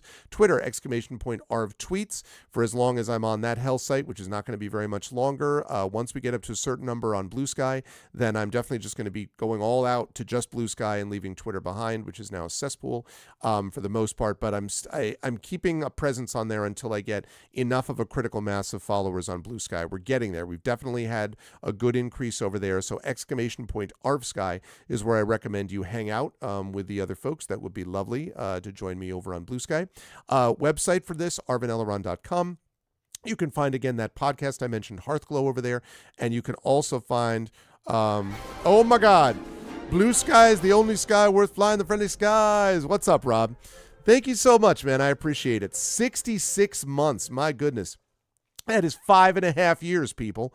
5.5 years of tier 1 support. I appreciate that, Rob. Thanks so much. And by the way, Rob gets to enjoy these new emotes that we have, including the brand new one. We've got another 5 or 6 on the way, but we've got this one, Kapow. That's right. It is Arvany Flex. If you've ever wanted to see a Phoenix flexing, now you can do so if you were a sub to the channel. So definitely pick that up. Arvany Flex is now available. So I hope you folks enjoy. I'm very excited about that.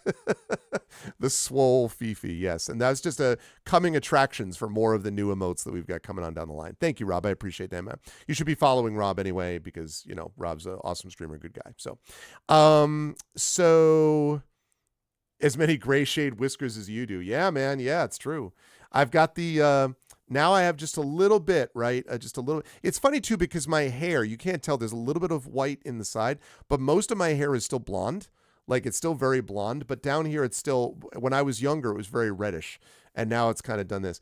I've never minded this at all because this I could always, if it really bothered me, I could always dye my hair, but I actually think it adds a certain, little distinguished once it's trimmed. Once it gets crazy big and it starts looking like Trent's beard when he hasn't trimmed it and he gets really frustrated and starts complaining he's so tired of how long it is until he shaves it. That it gets, when I never get as long as Trent's does, but when it gets a little bit, I'm like, Thank you, Rob. I feel like, I hope so. That's what I'd like to set up as well. And this hat, by the way, from Glasgow. Okay, I got this last year during one of my favorite trips of all time.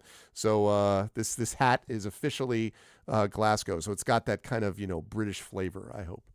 But anyway, so yes, Discord ! Arvcord, Blue Sky ! Arvsky. Yeah. So on the financial side of things, I can't steal your heart. Really?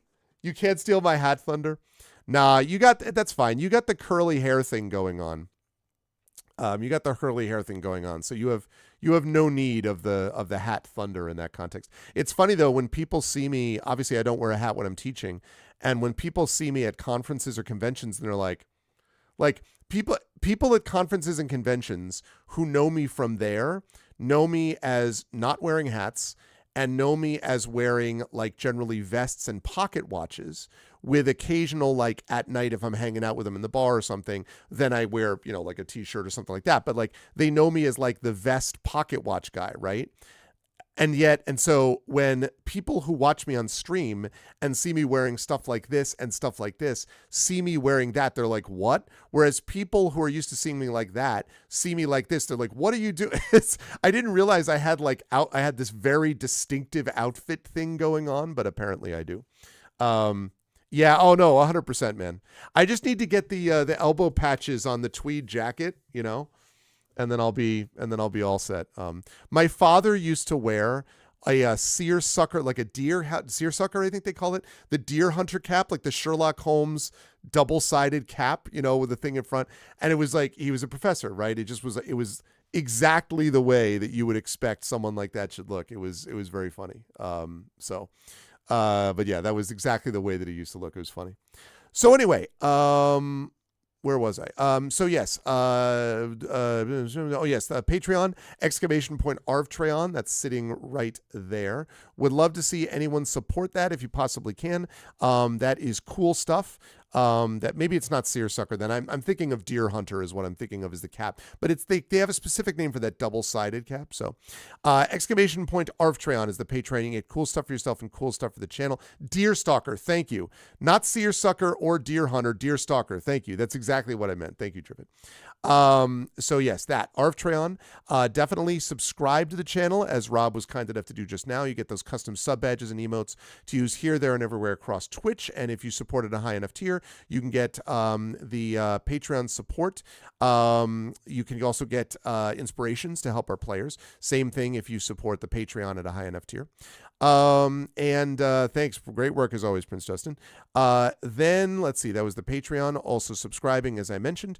On the publishing side of things, also ARV Shop, !ARV Shop for the merchandise area. Today I am wearing my Esper Genesis Crucible Core shirt, but at some point I want to make up a basically Expedition for the Mysterious Peaks shirt as well, because we did have some art that we were putting together at some point, so we'll see. I may add that at some point down the line. There is going to be some new merchandise coming relating to those new emotes at the very least, but I'll talk more about that when we get there. On the publishing side, Exclamation Point Icarus, my graphic novel from Athos Arts. Exclamation Point Library is my Tales and Tomes from the Forbidden Library. That's my 5e adventure and sourcebook from Alligator Alley Entertainment. And Exclamation Point Greyshade, which is my Greyshade IP. Greyshade, Renegade, and Heretic are my Grey Assassin trilogy, award-winning, critically acclaimed. You can get those at that link from Athos Arts. You can also get the audiobook of Greyshade from our very own Trent Sparks at that link as well. And you can get also pre-order the tabletop role-playing game of Greyshade coming from our good friend Brandon O'Brien and the wonderful people at Alligator Alley who sponsor this campaign. That is coming out in the summer of this year, so you'll definitely want to pre-order that now. That game is going to be amazing. I cannot wait for you all to see it. It's going to be great. And as always, Exclamation Point BLM, Black Lives Matter. Very important to affirm and assert the significance and importance of Black lives. Exclamation Point Help Now, the World Health Organization page on suicide prevention. Important to reach out to others when you need help and reach out to others when they need help as well. And Exclamation Point Ukraine, UKRAINE, to help the people of Ukraine as they fight back against an illegal and illegitimate war with bravery and courage, and send the message we will do so for others in that situation in the future. I want to thank everyone who made this an awesome stream tonight. Thank you to my wonderful mods. Thank you to Prince Justin. Thank you to Triffity Mats, the best mods in the business. Thank you as well to my wonderful Patreon supporters and subscribers. Thank you to Prince Justin, Triffity Mats, Darkside Rob, Nonstop, TomTom, and thank you so much to my wonderful viewers. Thank you to Betrader. Thank you to Dragon Spear, who was lurking in the background. Thank you to Elder Dorino. Thank you to Jagtress. Thank you to Lego Freak, who was also lurking in the background. Good to see all of you lovely folks who came and stopped in and popped in and left. Yes, thank you to Prince Justin for entering all those commands. And special thanks to my wonderful players from Expedition for the Mysterious Peaks tonight. Thank you to the awesome and amazing Rhiannon Held. Thank you so much to Toy Kristen Finley. Thank you so much to LaShawn M. Wannick. And thank you so much to Zach Clay. I love that new command. I love to hear opinions about me. It's one of my favorite hobbies. It's great stuff from Jiraxis. Great stuff. So that's it for me. I will see you folks on Tuesday afternoon, right around noon Eastern, for the Patreon Fueled Chat Chosen Game of the Month, Neva. And then in the afternoon, Pen and Pixels over on GOG.com for the incredible and awesome By the Dice Roll playing D&D Ghosts of Saltmarsh. And that campaign is going in crazy directions too. So you'll definitely want to stop by for that also. Otherwise, have a good couple of days, everybody. And as I always say, please be good to each other. And I'll see you folks on Tuesday. Much love and bye for now.